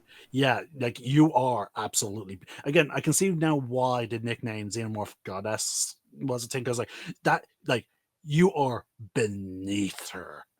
Yeah, she. It's that You again. are It's the whole thing of food. like, yeah, like my existence is beyond your comprehension. The reasons I do what I do is beyond your comprehension. You are nothing. And yeah, and the fact that she's just surrounded she's clearly on the ground in a hive, surrounded by xenomorph drones and the face hugger and whatever The that weird snake snake thing. thing. Yeah. Oh, Oh, it's so good. yeah. Oh, I might actually start picking up the Alien comics more. I've been meaning to pick up the omnibuses of the Aliens and AVP stories. all right, we should get back to the movie because we're Yeah, very long. we're again we sidetracked. But we So stayed on yeah, topic. We did. we did. It was all thematic with what we wanted. It was all going according to plan, like So Palpatine. yeah, yeah, the reveal of Ash, the deaths of Lambent and Parker. Yeah, and then we have the self destruct, which again, no Oh, matter how many times I watch this film, the self destruct fills me with anxiety. Like I know Ripley's gonna make it, I know yeah, she reaches the Narcissus, but it's still like such a like again from how it's shot to like there's no music, it's just her running and and the grunting countdown. and the countdown, which the best alarm system for a spaceship ever. Like it gets your fucking attention. Yeah. And I love how like she even starts pleading with the AI. Yeah, after she should turn the cooling units back on. Yeah, because she has to backtrack because the alien's blocking her way. Which I found out. If you actually read the details for the self destruct, she did the wrong process of deactivating it, which is I think that's why it didn't work. Like she was so terrified that she just did it the wrong way. Oh, Because what? you know how like she pulls the levers down and then that's when the cooling units pop up and stuff like that. Yeah. She was supposed to push those levers back up first and then put the cooling rods back in, but she'd put the cooling rods back in first and then went to push the levers. But because she did it in the wrong order, so that's a factor as to why the system didn't turn back on. Which again, I think that was an intentional choice because the details are written there like clearly for anyone to see as you're reading them. So it's clearly Ripley was just so like shit your pants terrified she just did it, Yeah. which is very realistic. Yeah. It's such a very well done sequence. And everything about the self-destruct scene, about her trying to escape, getting Jonesy and all that, it's so fantastic. And of course, Okay. I do want to say this. I love my dogs. I mm, absolutely fucking love them. I tend to be very loyal to my pets. Every pet that I've had, I've absolutely fucking adored and loved. However, if I was in Ripley's shoes, I would have been just I would have pulled an Ashley and just I say Ashley because Mass oh, Effect. Mass Effect, Yeah. yeah, because she tells basically a similar story. I'm gone. I'm not waiting around for my pick. Oh, okay. Now, mind you, when she uses it, no, don't get me wrong, I'm not defending Ashley, because like she's using that story as a defense for fucking Space racism. yeah, and I'm like, no, No. because one, like the dog in the story is a pet. It is a non-sentient life form, whereas whereas the topic that you and Shepard were talking about is about sentient life. Yeah. Like, I don't think Garruss would appreciate being likened to a dog. Now, mind you, he's fucking loyal as one. Oh, he's yeah. Though a lot of fan art has his personality being very cat-like, which I find also hilarious. No, I'm just gonna say this: if Garruss was a dog, he would be best boy. Oh, he would. He already is. He already is the best friend. No, he's your brother. Again, that's why I can't even if I was to play a femme shepherd, I would still romance Liara. I respect it. Yeah, because again, Garruss is he's your brother, and then as I said to you, also like Tally's then your little sister. I get it. It's again, it's the whole point of the game. It's experiment and romance who you want. But when you find that system in the game, you kind of stick with it. That tells a really good narrative. And in all fairness, it tells a really good narrative. Yeah, between you and those three characters. Yeah. Like I've replayed Mass Effect so many times. And Rex is the big is like your uncle. Yes, and he has to be alive. Like he has to survive. Yeah. But yeah, it's Mass Effect's one of those things where no matter how many times I play it, I will always end up like sticking to the same choices and variations that I've done just because it works. But I will do different variations, like especially if I'm doing a Renegade playthrough because I want to see how different that is. Oh yeah. I would always be I'll be in my Renegade of Mass Effect 2 and 3. I'm a Renegade, but as soon as it comes down to my original crew, I go Paragon. Like any interaction with them, I am nice, I'm respectful. But anyone else, I'm like, fuck you. Yeah, no, go fuck yourself. But anyway, back to Alien. Yeah. Her going for the cat. I'm just like, oh my god. And what the funny thing is, she never gets back to that cat. Yeah, Jonesy. I think there's like a side comic that kind of says that basically Jonesy was taken. I think Ripley left her with like a neighbor or something like that loves cats. So when Ripley never came back, Jonesy, lived a nice quiet life and like lived happily with his new owner and died and stuff like that. Which it's a sad thing. The only other the true last survivor of the Nostromo after Alien 3. Yeah. Is the cat. Yeah, I'm kind of hoping at some point we might get the Neil Blomkamp Alien movie with Ripley and Hicks coming back, and they just ignore Alien 3. That would be so cool. Unfortunate. Did you not know that? No, I don't know about that. Oh yeah, so basically after Prometheus didn't do well, there were talks of taking Alien back to its roots, which eventually Covenant tried to do and didn't really succeed in doing. Romulus succeeded in that. Yeah. But there was, because Neil Blomkamp was at the height, like of course this was after like District 9 and Elysium and stuff like that. And he had said so many times in interviews that he'd love to direct an Alien movie. And he had been talking with Sigourney Weaver because he'd worked with her in, I think it was, he worked on another movie with her. I can't remember the name of it, but I'll get back to you on that one. But basically, he was pitching this idea to her of what he would do with his Alien movie, and she liked it, and so they did bring it to Fox, and they were actually considering it as well. But then Ridley Scott interfered and was like, okay, so for my next movie in the Alien series, I'll bring back the aliens, I'll call it Alien Covenant, and you don't have to get a different director to do this stuff. And they went with because this was after The Martian came out as well, so they were like, Ridley Scott made The Martian, and that won awards, and it is a good movie, I will say. The Martian's a fantastic movie. Didn't like it.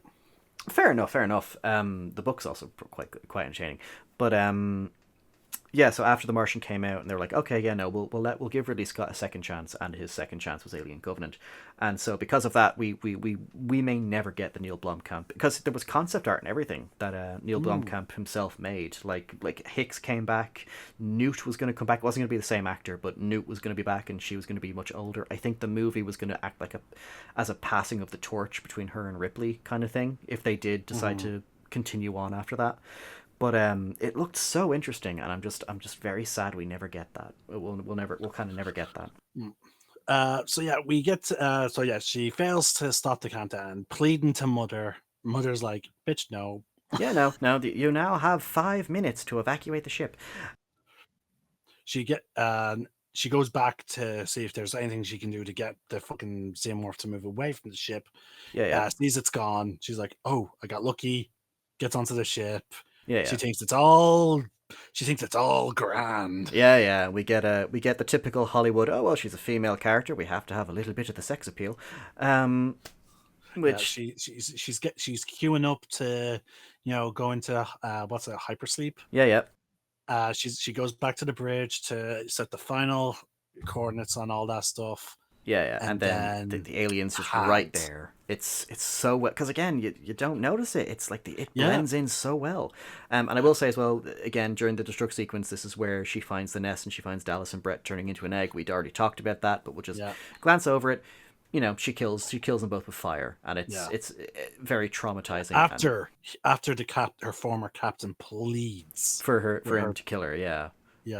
And it's such a, and again, Aliens does the same thing then, where they see the nest, and that colonist is saying, "Please kill me." Yeah, and it's one of those things where what could have been if they left the scene in, but I'm kind of glad they didn't as well. But anyway, yeah. So she's on the Narcissus, whatever the name of the ship is. But I love the idea, like the Xenomorph first blocks her path. She gets desperate, backtracks to the fucking Nostromo command deck, and while she's fucking doing that, the Xenomorph is like, "Okay, she's run off. I have an idea what." Like, it's clear the Xenomorph can understand what the fucking thing's saying, so the Xenomorph's like, "Okay, she's backed off. Now to go hide myself." Yep. I'll get comfy right. I'll get comfy right here and have a little snooze. Yeah, like it took a ridiculously long time for that Xenomorph to react after she discovers it. It must have somehow been a fucking sleep. I think it was in like a hibernation kind of status kind of thing, which is again part of their biology. They can actually, which Romulus even confirmed as well. Like it can slow down its metabolism naturally. But the idea that it chases her off to then get onto the ship and then lies down for a fucking nap. It's such a but it's a good kind of jump scare kind of thing. You're like, oh my god, the pipe moved. Yeah, like it's a ridiculous concept. But like the fact that it went to sleep is a bit of a ridiculous concept. Like, but again, the idea that the Xenomorphs, again, as we said, they are clearly more intelligent than they appear. There's also the theory of the fucking woman in the dark, that then gives more credence to their fucking intelligence. Yep. Like maybe it was like, okay, I clearly failed to build our fucking numbers here. Wherever this person's going, there'll be more people or whatever. There'll be more creatures or whatever. So like it was clearly going to hide to start, like, to try and build it, to essentially possibly set up a nest wherever the ship fucking went. Like clearly it was intelligent enough to do that. And again, which speaks to their fucking intelligence, and which is sort of fucking horrifying, because if this thing was a mindless creature in its purity of killing, as what Ash theorized, it would have just fucking killed her. But it didn't. It immediately went to hide and go into a hibernation state. Yeah, I think you could argue it was waiting for the opportune moment to strike. Like it was probably like, because I do actually remember there was going to be like this alternate. And again, this was before they actually filmed the thing. But one of the original endings for the script that I think they changed it because I think it didn't do well with test audiences or like with the test readings. So one of the original endings for the film was going to be that Ripley does die. The alien kills Ripley, and then the final report, the log, the final report of the Nostromo, Mhm. the alien was going to mimic Ripley's voice. Ooh. Like that was going to be that was one of the original endings pitched, but they changed it because that it's going to be a bit too grim, a bit too dark, and they kind of wanted to end the film on a high note, kind of thing. Which I'm glad they did, because as interesting as that would have been, I'm glad they stuck with the no, yeah, Ripley is triumphant and blows the thing out of the goddamn airlock. See, I would love that type of moment to happen if they ever do bring the woman in the dark. Like, like the first, like before. Actually, you know what? No, if they're ever if they were ever to try and bring the woman in the dark into the actual movies, I would want it to first be teased with like a xenomorph community, like basically her or whatever, using a drone or whatever as a mouthpiece, and Ooh, then end there. Like a little teaser for the future.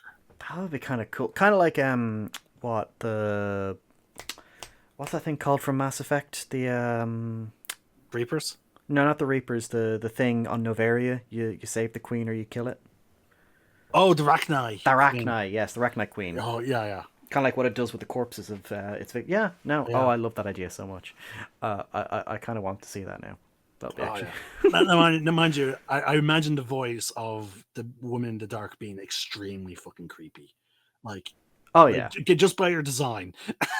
But then again, I wouldn't be surprised though if fucking Hollywood is like, no, no, give her a sultry voice. yeah, like I think Something that could seduce you, as long as you don't look at her. Could oh you god. imagine? Oh, it's Hollywood and it's Fox. I wouldn't put it past them. Though for some, I don't know, like if they did go with like, oh, she's meant to sound like regal and kind of this, I'd get Helen Mirren. Good voice, good actor. She could actually pull off kind of a not. I don't mean in terms of like a sensual thing. I just mean like if they wanted to kind of go a different route and make her a bit more intimidating. I'd say Helen Mirren be a good Yeah, idea. a voice that is both intimidating, but like at the same time, Eloquent, that has, but sorry, eloquent, but has power. yes. I think that would probably. You know who would also be a good role? Hmm? The voice actress for Sheila from Shadow of War. Oh yes, I know the British one. Yes. Ooh. Because yeah, it's been a while since I've actually gone into that game. I'll have to listen to that voice again. But I have an idea, a recollection of what she sounded Mind like. you, That could work. I love how Warner Bros. Like went into the fact that Sheila is a spirit entity, not just a giant spider. Like that was because like when I read the scenario and discovered like Shield's mother is a fucking spirit that just happens to take the form of a fucking spider, I was like, oh god, that means Shelob is a spirit Which entity. makes Sam all the more badass. Yeah, yeah, it does. It absolutely fucking does. And it will explain why Shelob even also hunted down orcs, because like she wasn't on the side of Mordor. She was on her side. Yeah, like she had no allegiance one way or the other. It's just whatever was beneficial to her at the time, that's what she would Yeah. go for. Oh my god, she's like a dark version of the Ents, because the Ents were the same way. Oh God. Yeah, the Ents were a third party until Sauron fucked them over. Oh God. Yeah, yeah. Again, this is what I like about when some franchises have grown. Like again, Warner Brothers Interactive, there was some gray area because the Silmarillion is just a bunch of short stories to explain some of the, like, it was just built from notes of Lord of the Rings. Yeah, it was just kind And of iron then out the details, kind of thing. yeah, and then fucking it talks about how Shelob and Ungoliant are fucking spirit entities of unknown origin, and Warner Brothers was just like, that's a big gray area right there. What if we allow her to transform into like a fey form? And like, yeah, like, and it fucking works. Mind you, her spider form in the game looks so much more terrifying than the one in the movie. Ooh. As someone who has arachnophobia, like the movie one doesn't strike me that bad. But the one in the fucking game, I'm like, when you see, like, you only see her in that form like once, but like when you see it, it's just like, yeah, no. But anyway, oh god, but yeah, it speaks to like the aliens' action in that like the final act clearly speaks to some level of intelligence. Yeah, like my idea for the main actual movie, not the alternate one I described. Yeah. I think the alien was probably going to wait until Ripley was in hypersleep before it made a move, or it was going to just ride with her unknowingly for the rest of the journey back to Earth and then Yeah, make its and move. then yeah, and do what like what I theorize that it would then attempt to build a nest somewhere. Yeah, yeah. Ripley discovered it. I think a bit before it, Yeah, it revealed itself basically. no, I think she brushed off against it, and then it reached its hand out. Then Yeah, yeah. Just I as think a it was like I reflex. think it was like her elbow Yes, tipped off of it.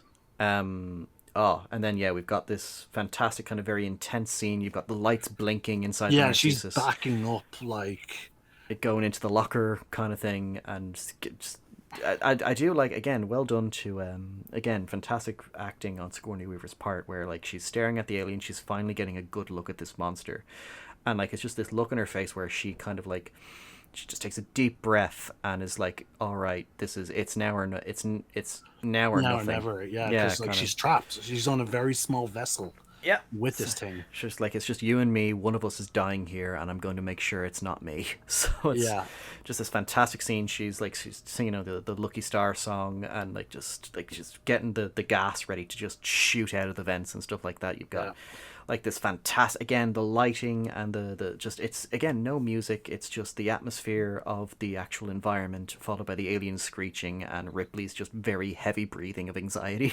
which still gives me anxiety when I watch it. yeah. And it's just that, it's then finally just that final look of the alien as it's looking to like just shoot its jaw at her, blows it out into space and harpoons the fucker like fucking Yeah, and then Moby for Dick. good measure, actually then turns on the ship's engines to blow it away.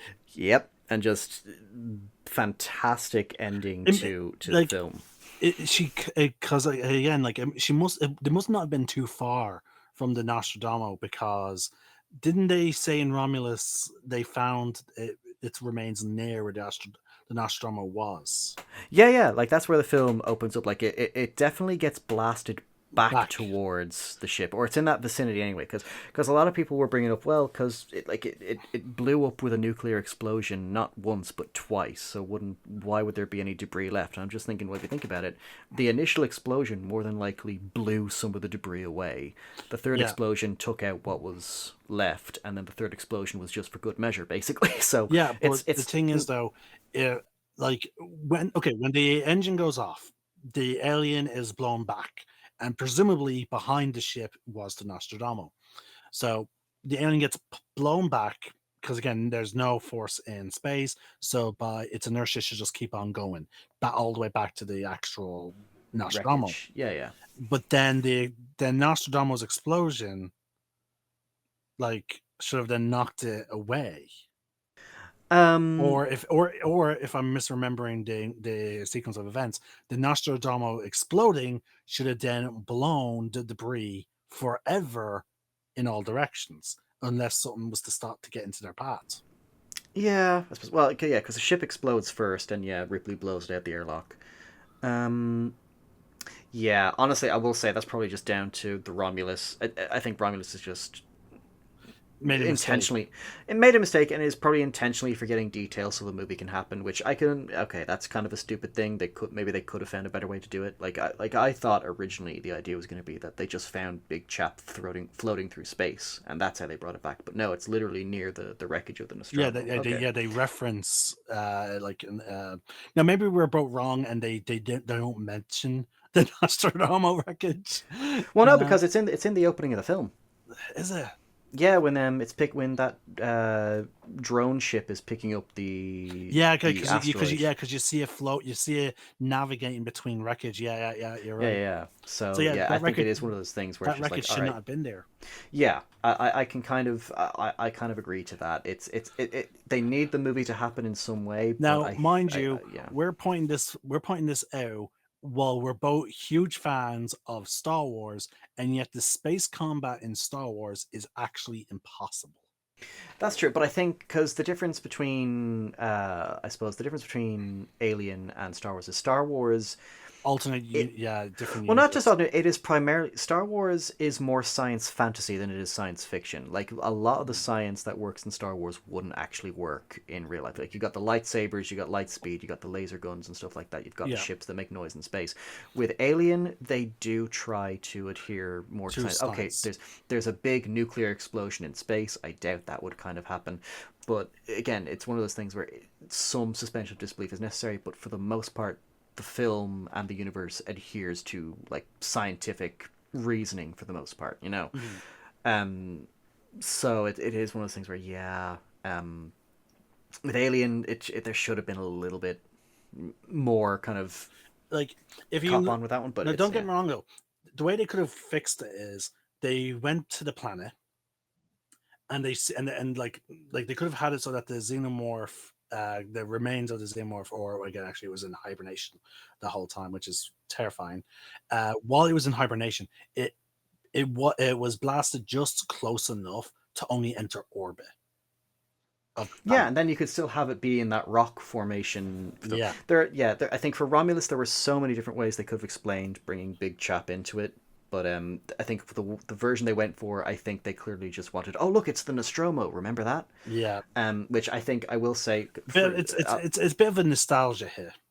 I think that's one of the more stupid examples of a nostalgia hit because it's literally it was just there I don't for know. Like Disney has done terrible things with the nostalgia here, true, with but some of their movies. well, that's what I mean. Like it's not the worst, but I just mean it's like one of the more like it's there. They clearly did it for the nostalgia rather Yeah, than just to have it make sense. Which yeah. is yeah. Again, I we'll get to Alien Romulus in a bit. When we get to it, just as a spoiler, I don't think it's a bad film. It's Oh not no, great, but it's I thought it was it's great personally. it's no, it's one of those things where because again, nothing's ever going to be as good as the first two Oh yeah, films. I think just you go into that. I mean, but for me, it was more so. It's like for me, it's easily the third best movie. oh yeah, no, I would absolutely put it up there with the first two films, and just before three, because I three is a guilty pleasure for me as well. Yeah, But one of the things I really loved about Tree was like it expands on the xenomorph lore, which again, I'm always, again, you know me, I fucking love lore. oh yeah, Um, well the assembly cut, yeah, it does absolutely. like the idea of like, okay, here's what happens if a xenomorph impregnates, a quadruped creature. Uh, Here, like, oh, there's this is how a xenomorph queen is born. Like, all that is good shit for me. Yeah, like again, like I can agree to that. It's I think, and then just I think for me, Alien Three was just too nihilistic for my liking as a story. Like it was just too grim, too nihilistic, and coming off of a high note that is aliens. Like it's just ugh.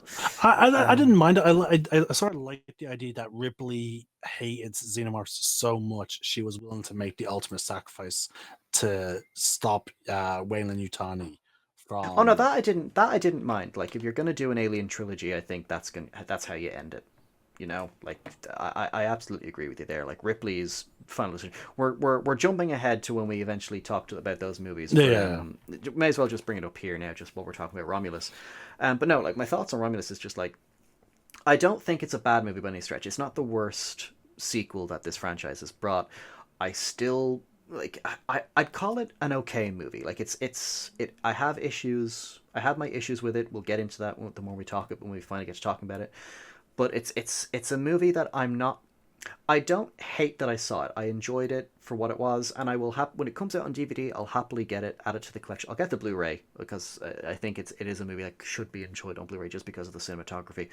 But yeah, anyway, that's my kind of tangent on Romulus. Unfortunately, we won't be able to go into details talking about it too much because one, it's still in cinema at the time of this recording, so which means we have unless we are willing to spend money to refresh our mind and then quickly go somewhere to then record our thoughts, which no. I mean, fuck, I'm broke at the moment, so Yep. So unfortunately, we have to wait for it. Yeah, Now, don't get me wrong. We, as I said at the start of this video, we have plenty of videos that we're going to cover. We're going to be covering, again, we're starting with the Alien franchise.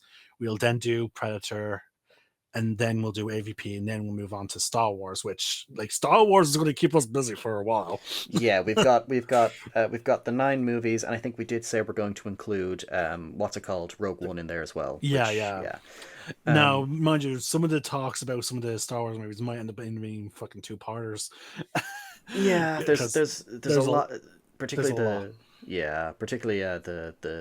not so good ones. I'm not going to say which ones I think are not so good. I'm going to leave that to the people listening to interpret, because I just want to see the comment section war. Oh yeah, and also the other thing is, me and you are also in terms of compared to Alien, we're also much more knowledgeable of the lore in the Star Wars universe. Yeah, now my knowledge really mostly just extends to the Clone Wars series and the films. I think I have a brief passing knowledge when it comes to like the comics and some of the books. Like again, I'm listening to Plagueis at the moment. It's a great book. I recommend anyone listen to it. Anyway, sorry, we'll get onto that. Oh no, well, I suppose we have finished now. We're pretty much done. Yeah, Ripley blew it out of the airlock. She gave her final report as the survivor of the Nostromo, and it ends with her in hypersleep. Yeah, and there's nothing else really to talk about because, like, as you alluded to earlier, it was initially meant to be a solo movie. Yeah, like there was no intent for a sequel to be made with it. And again, like I love Aliens. It's a fantastic sequel. I think again, James Cameron, he can do sequels. Terminator was a great movie. Terminator 2 was an even better movie.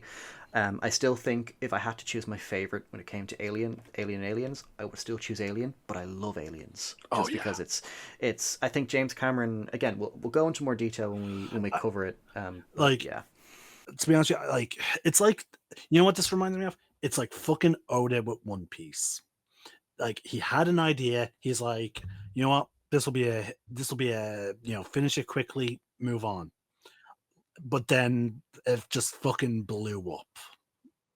Like, because that's what happened to Oda. Like, One Piece was meant to be 5 years, as a 5-year comic. Manga. When did he start writing it? I don't know. We're I think we're in like 25 years now.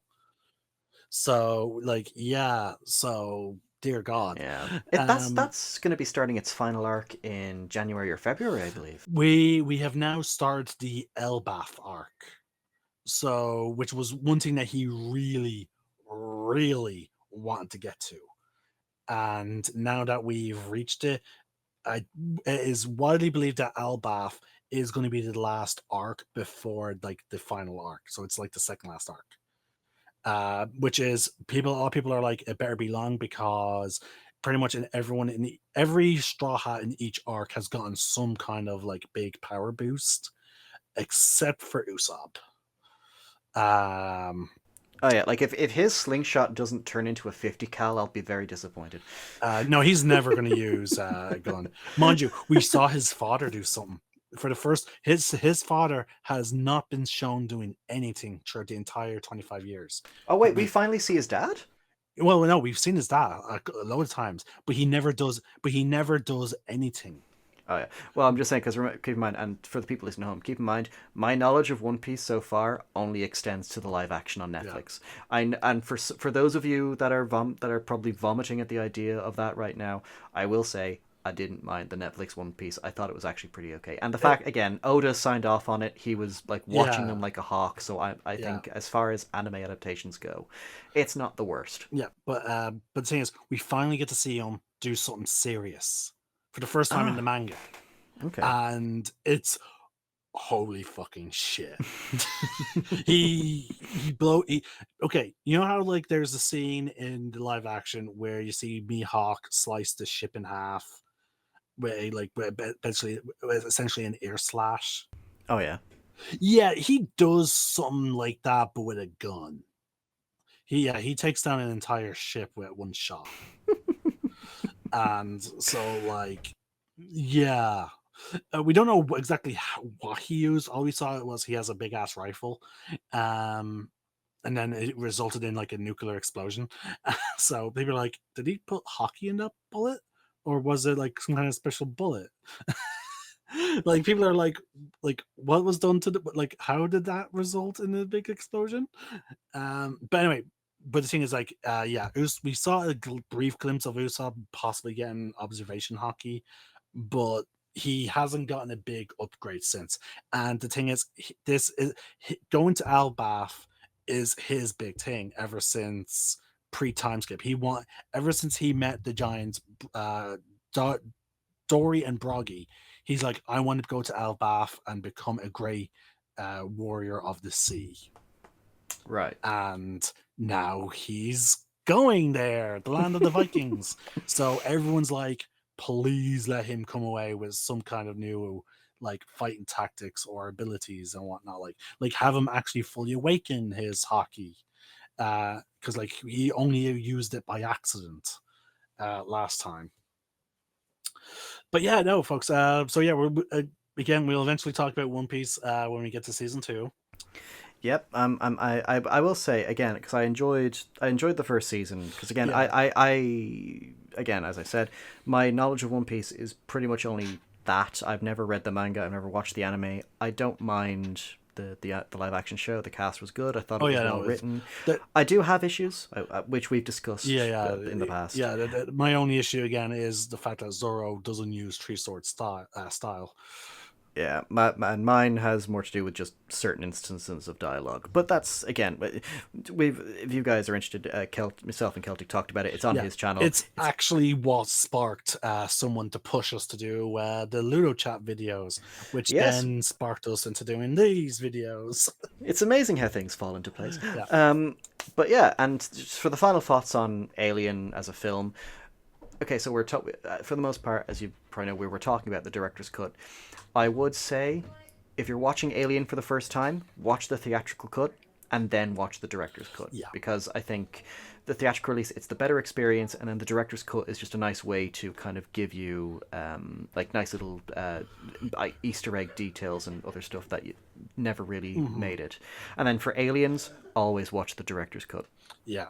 Just always watch the Now, director's I cut. was gonna say we should definitely rate these at the end of each movie, but obviously you're gonna go with a fucking 5 out of 5. Oh, no, I was gonna 10 out of 10. It is probably my favorite. Again, comfort movie, but also just one of my favorite like science fiction like horror films. Yeah. You know, like it's just a very well made movie and well acted and stuff. Now, for me, now if I was to just completely judge this, like now I'm gonna try and judge this movie completely by itself, with none of the extra lore or anything, influence me in what way. Um, for me, it would be a 4 out of 5. Ooh, Yeah. Um, just because, again, it's just certain behaviors are it's like again it's just certain interactions like again like the xenomorph chasing her off basically away from the ship to then sneak on to then go into to basically go into hibernation. That I'm like, okay, that's fairly weird. um the fact that like again, if I was to just go based on the theatrical version, the idea then like there are two bodies, like there's two people who just vanished. Like, why didn't Xenomorph kill them without any kind of explanation? Like, yeah, that would have been a mystery. Now mind you, the director's cut makes up for it because we then get the egg scene.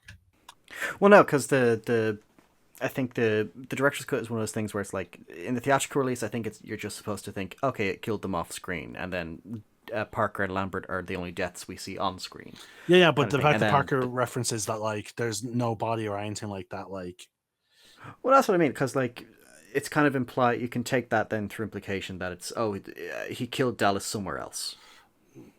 That's what I, again, when I watched the film for the first time, that's what I took away from it. But again, the director's cut is like, oh no, it was turning them into if we had kept the scene in, this is what would have happened right. to them. You know, Well, kind I of thing. guess again, that depends on how you interpret that scene. Like again, that's how you interpreted that. Like just simply killed them off screen. I interpreted that line, that dialogue from Parker, like, okay, it took them away. Like, why did it take them? That's what I always took it, and Oh, I fair and I enough. never really enjoyed the idea of that. But like again, the director's cut gives me a bit of fucking closure with that. Um, so like there like again like there's some moments where it's just like, like this doesn't really make terrible sense. Like there's some really like there's some stuff in there that's clearly just in there for the plot. Again, like the whole like going back for the cat. Now, again, I will defend this because, again, with from what we see of Ripley, like she's not without empathy, and Jonesy, I think Jonesy is meant. I think it's her cat. I think no, I think it's the ship's cat, but I think she really did like the cat or something like that. So it is. It is one of Right. the things where like, because again, you want your hero, especially for film, you don't want your hero to leave the pet behind. Like in any movie, I know your methodology is you know, if I'm in danger, I'm fuck me first, kind of thing. Which fair enough, but like in a film, especially because you know how like in films it's like, oh yeah, if you see like someone killing like a kid or something like that, you're shocked, but you're like, oh no, okay, I wonder what's gonna happen next. If you see them kill a dog or a cat, you're like, you monster, I'm gonna jump in here and kill you myself, you know, kind of thing. So it's, I can understand like they, for film reasons, obviously film logic. Oh no, we have to save the pet. We have to save the cat or the dog, kind of thing. Um, I think yeah, I don't mind it because it's again it shows the kind of character Ripley is. Like she's willing to save her like her cat as above all else as well, kind of thing. Eh, like I understand where you're coming from, but like given her situation, like it's very much like her running to try and rescue to help out the other two people. That was fine for me in terms of like establishing like okay, she's a selfless person. Um, but like th- then the cat bit, that's when I was like, okay, now you lost me in terms of that behavior. Um, but so yeah, sorry. Like again, it's just again. Don't get me wrong. Like, like again, 4 or 5 is not bad. No, I know. Hey, hey, I get it. It's, I may not agree, but I do get it. Oh. But like no, but everything else about them, like besides some in my opinion flaw of logic, like some small flaws of logic. Just to clarify, small flaws of logic. Before you think I'm No, no, taking a no, no, torch to the no, no. film. It is an absolutely amazing movie. Oh yeah, and And again, again, there's a reason why it started off as a solo. It has then since fucking blew up into comics, other movies, games. It expanded. It was eventually fucking connected to another sci-fi, franchise just yeah, because of an Easter franchise. egg. Yeah, like because of the respect the two fucking directors had for each other, or the writers had for one another. Like, and again, just the deep fucking lore. Like as a whole, the franchise is a 5 out of 5 for me. But like it's just that again, I'm looking at this movie like isolated as a whole, like by itself. That's all I'm judging on. Yeah. But everything else is an amazing, absolute movie. 5 out of 5. But as a solo act, it's a 4 out of 5. No, I get that. I respect that. Because Yeah. I think one of our friends, well, Valkyrie from Littlesport, I think she watched the movie for the first time herself this year, and she was saying like Ooh. her biggest complaint with the film was just she just didn't like the pacing. was what put her off it. She did say she preferred Aliens a little more, but for her, what kind The of pacing? Like, what was wrong with the pacing?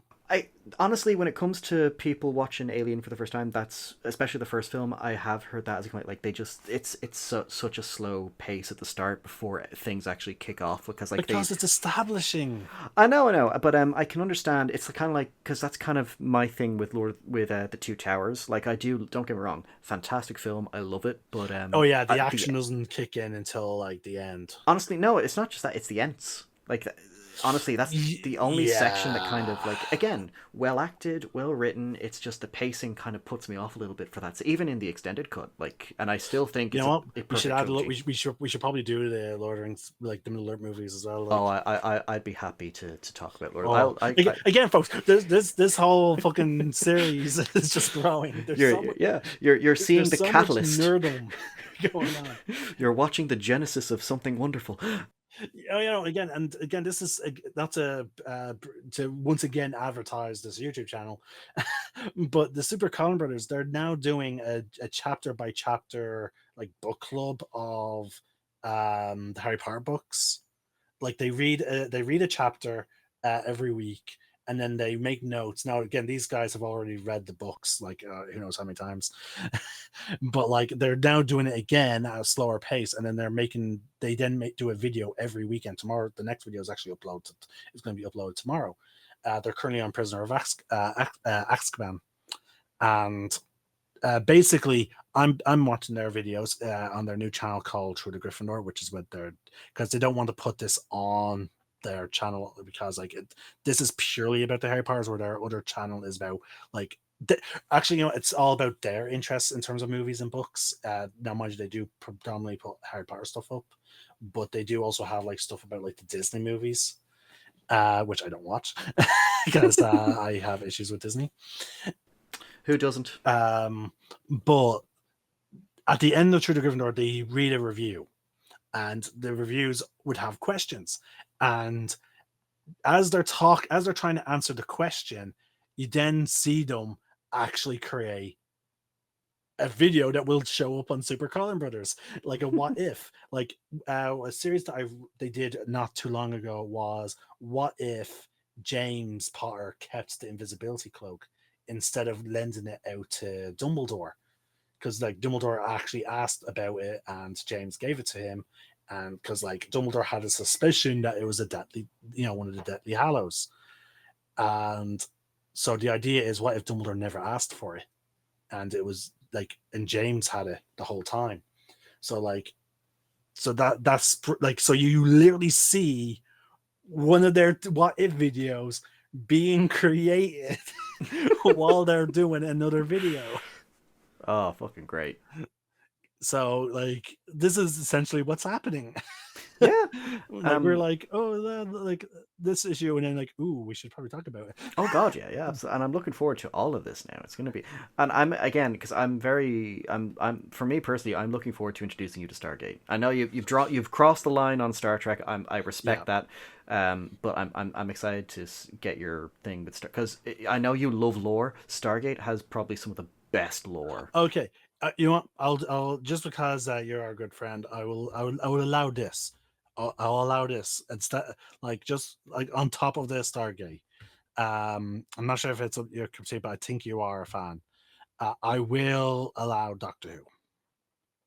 I have no qualms against that. Okay, I will solidly put the red line down on Star Trek, but I will tolerate Stargate and Doctor Who for you. Okay. Okay, you know what, I appreciate that, and because like because now you're going to be doing the One Piece stuff with me, so like it's only fair.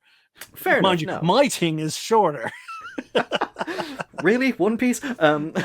Live action. Oh, fair enough. Well, yeah, because we're not doing the anime. Yeah, we're not doing the anime. No, I would rewatch. No, don't get me wrong. I would fucking rewatch the anime if I had a reasonable fucking source. Like unfortunately, the only source I have is Crunchyroll, and to my knowledge, they only do the English subtitles. I'm just going to double check that. Okay. Because I don't want to disparage a streaming service without, I don't like I don't like saying something definitively, and then just to be wrong. So my compulsion now is to actually fucking double check. So give me a sec. Crunchyroll, because to my knowledge, it is very much like One Piece is subtitled only. In the European servers, just to clarify, yeah, it's still only subtitles. And unfortunately, VPNs do not reliably work uh, on fucking streaming services anymore. Remember the day when every fucking YouTuber was advertising like fucking a VPN? Oh, NordVPN and all them, Yeah, yeah. like oh, use this to watch things. Like I'm like, yeah, no, it doesn't work anymore. Like Netflix caught on. Which is, to be fair, that's just a dick move on Netflix's part. Yeah, like hey, you're getting my money out of what fucking way, like. Yeah, just put everything onto it for fuck's sake. And but yeah, no, and the funny thing is, like, Funimation are the fucking dubbers for One Piece, and yet, even though Crunchyroll bought Funimation, they still won't do the dub in Europe. Really? Yeah, it's annoying. It's one of the reasons why I can't do. I have not been able to properly binge One Piece because I have nowhere to bloody watch it. I would happily subscribe to any service that will let me watch One Piece from start to finish. In the dub, yeah. Because like I like the voice actors, the English dub voice actors, and also because I do a lot of recording, I like the ability to be able to just like because I have my telly set up, so I look at the center of my tellies and use my peripheral vision, which is why I'm very good at it in terms of Ludosport. Because I'm already always I'm using my peripheral vision in everyday life. Yeah. So like what I like to do is, especially when my brother's asleep, I would have my headphones on. I would be basically listening to a show while I'm recording the game, and you guys are listening to the game audio. That's how I also avoid burnout from all the recording I'm doing. Is like I keep myself entertained with other things while I'm recording, and then I pause whatever show I'm watching and then unmute my mic when I need to add commentary. So yeah, there's some behind the scenes of how the Celtic Nerds does his videos. Yeah. It's, oh god, it's making them it's I find making videos, it's fun, but it's also kind of like a little bit stressful because Yeah, you're figuring out what to leave in, what will keep viewers' attention.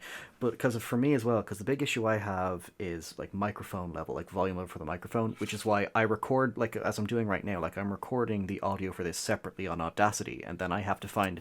Now I won't have to really sync it up with anything for this video. I can just kind of have it come in anywhere.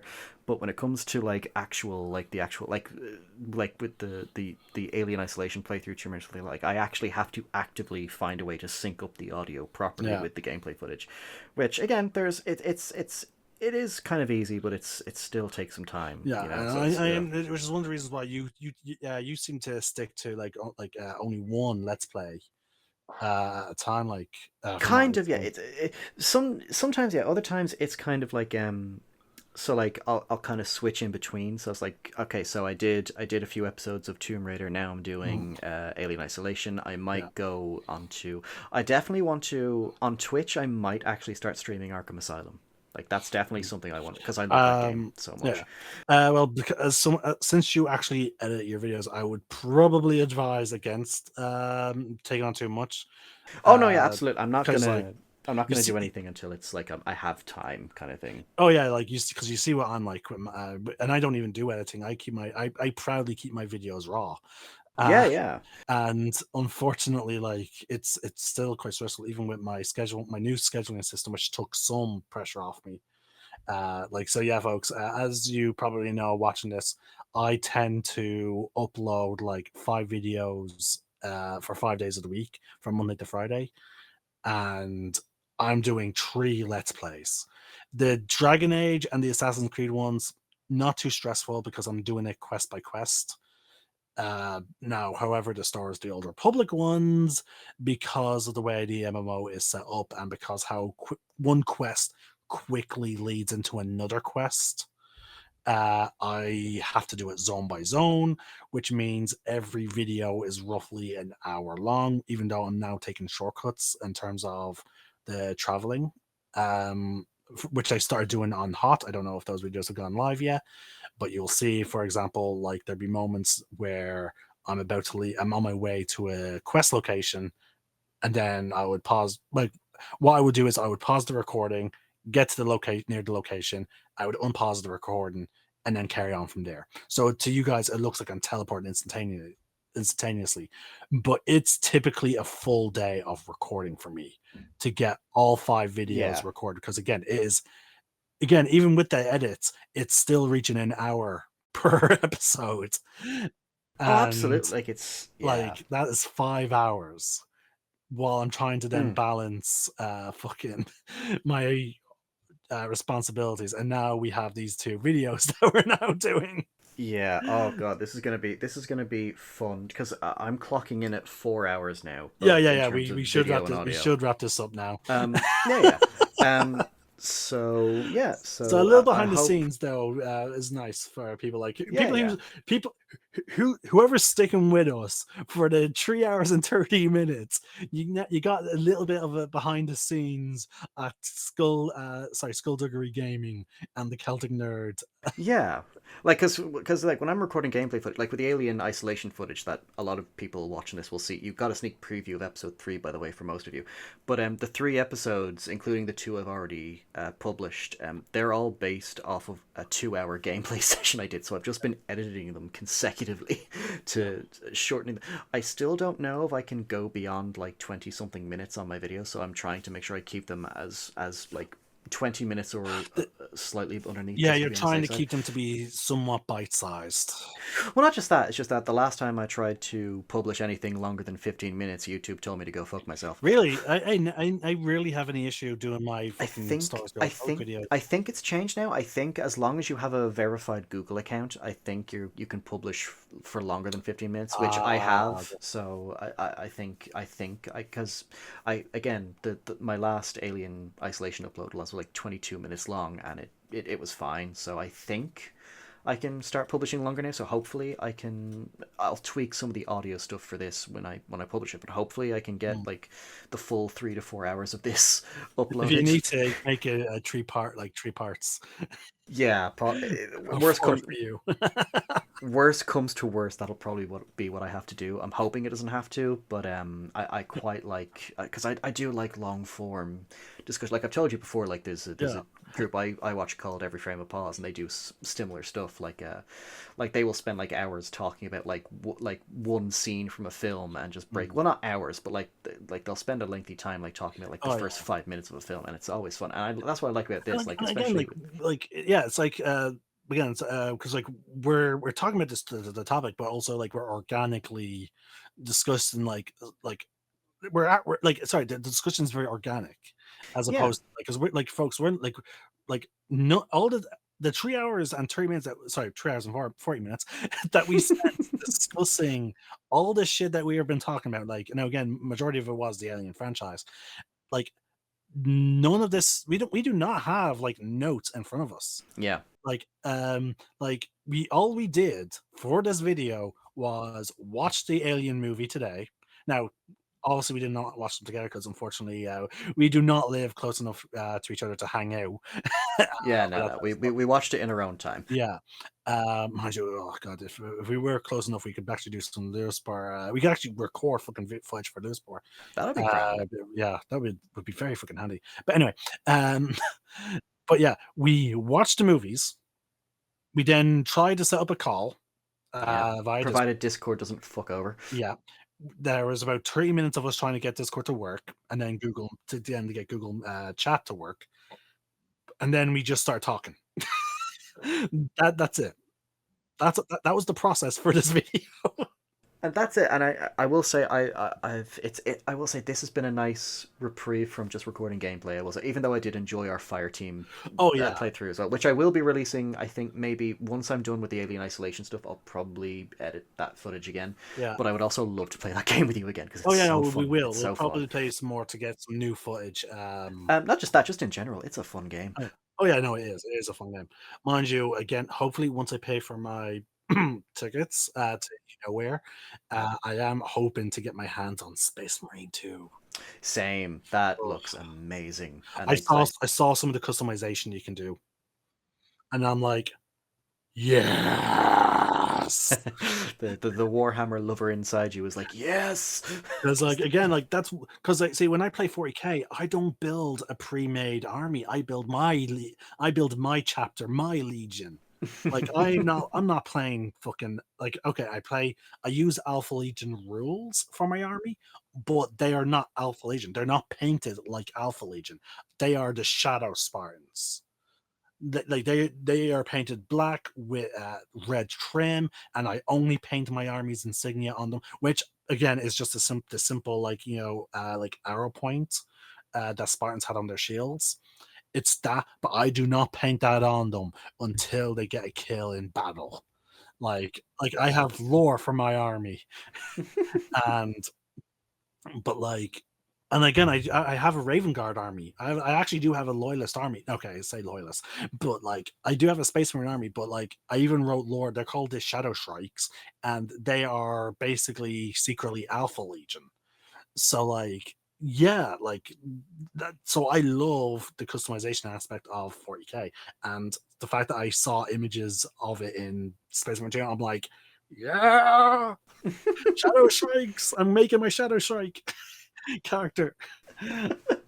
So like yeah, I'm looking forward to it. But yeah, like so maybe we'll get eventually footage of.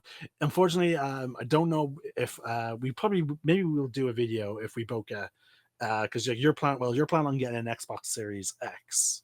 Yeah, mostly for the Game Pass because I want there's a few old school games that even though they're on PC they don't run well, so I want to get the Game Pass so I can Oh, okay, actually so you want to experience get them. Space Marine on Xbox. No, I'm gonna get Space Marine on the PC. Yeah.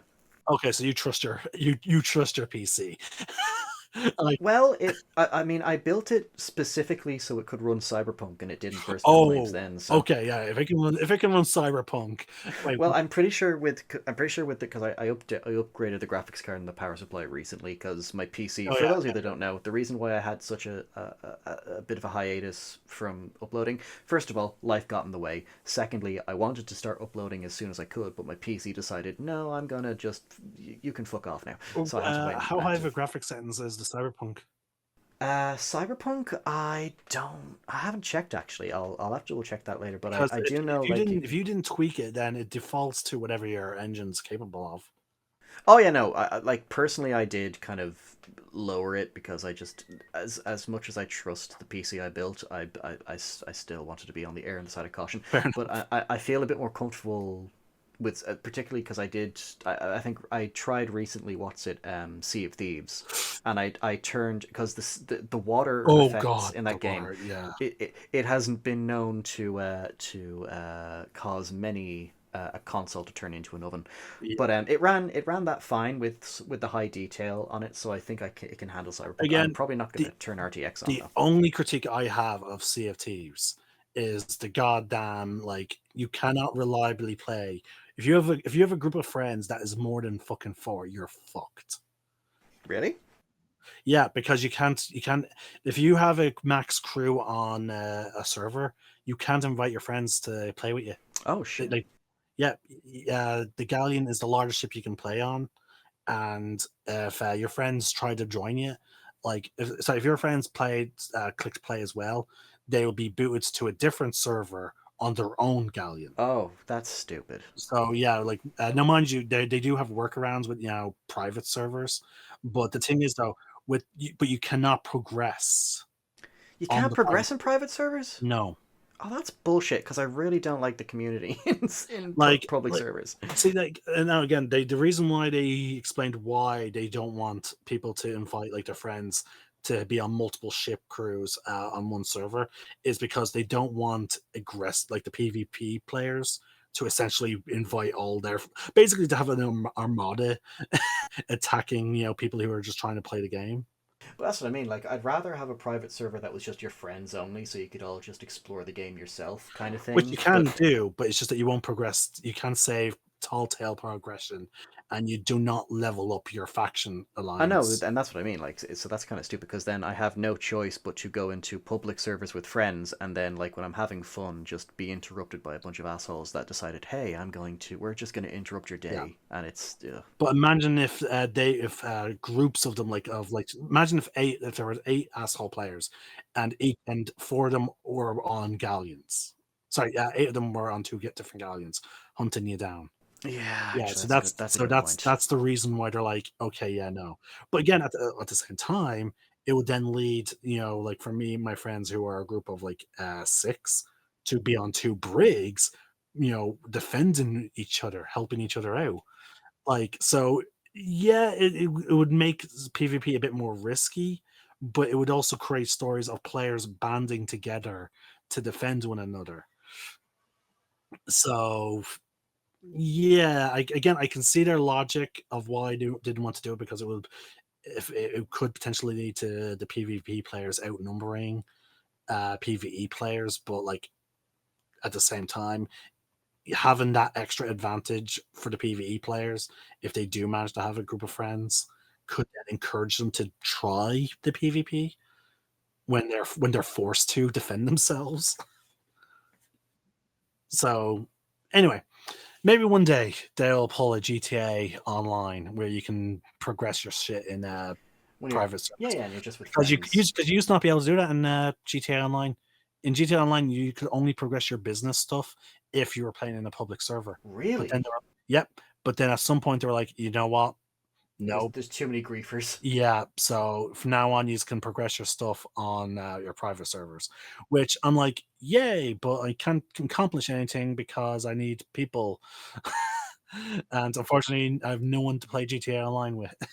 Yeah, I kind of like I have GTA 5. I'll happily go online with you, but it's one of those things where I'm just like, oh, it's for public service. It's just the worst. Oh yeah, but again, I would do this on. I would be playing the private server. Oh, same. Yeah, I'm happy. I'm Um, more than happy and to I'm do that. and I'm glad they lifted the ban on the private server stuff. Thank God. Anyway,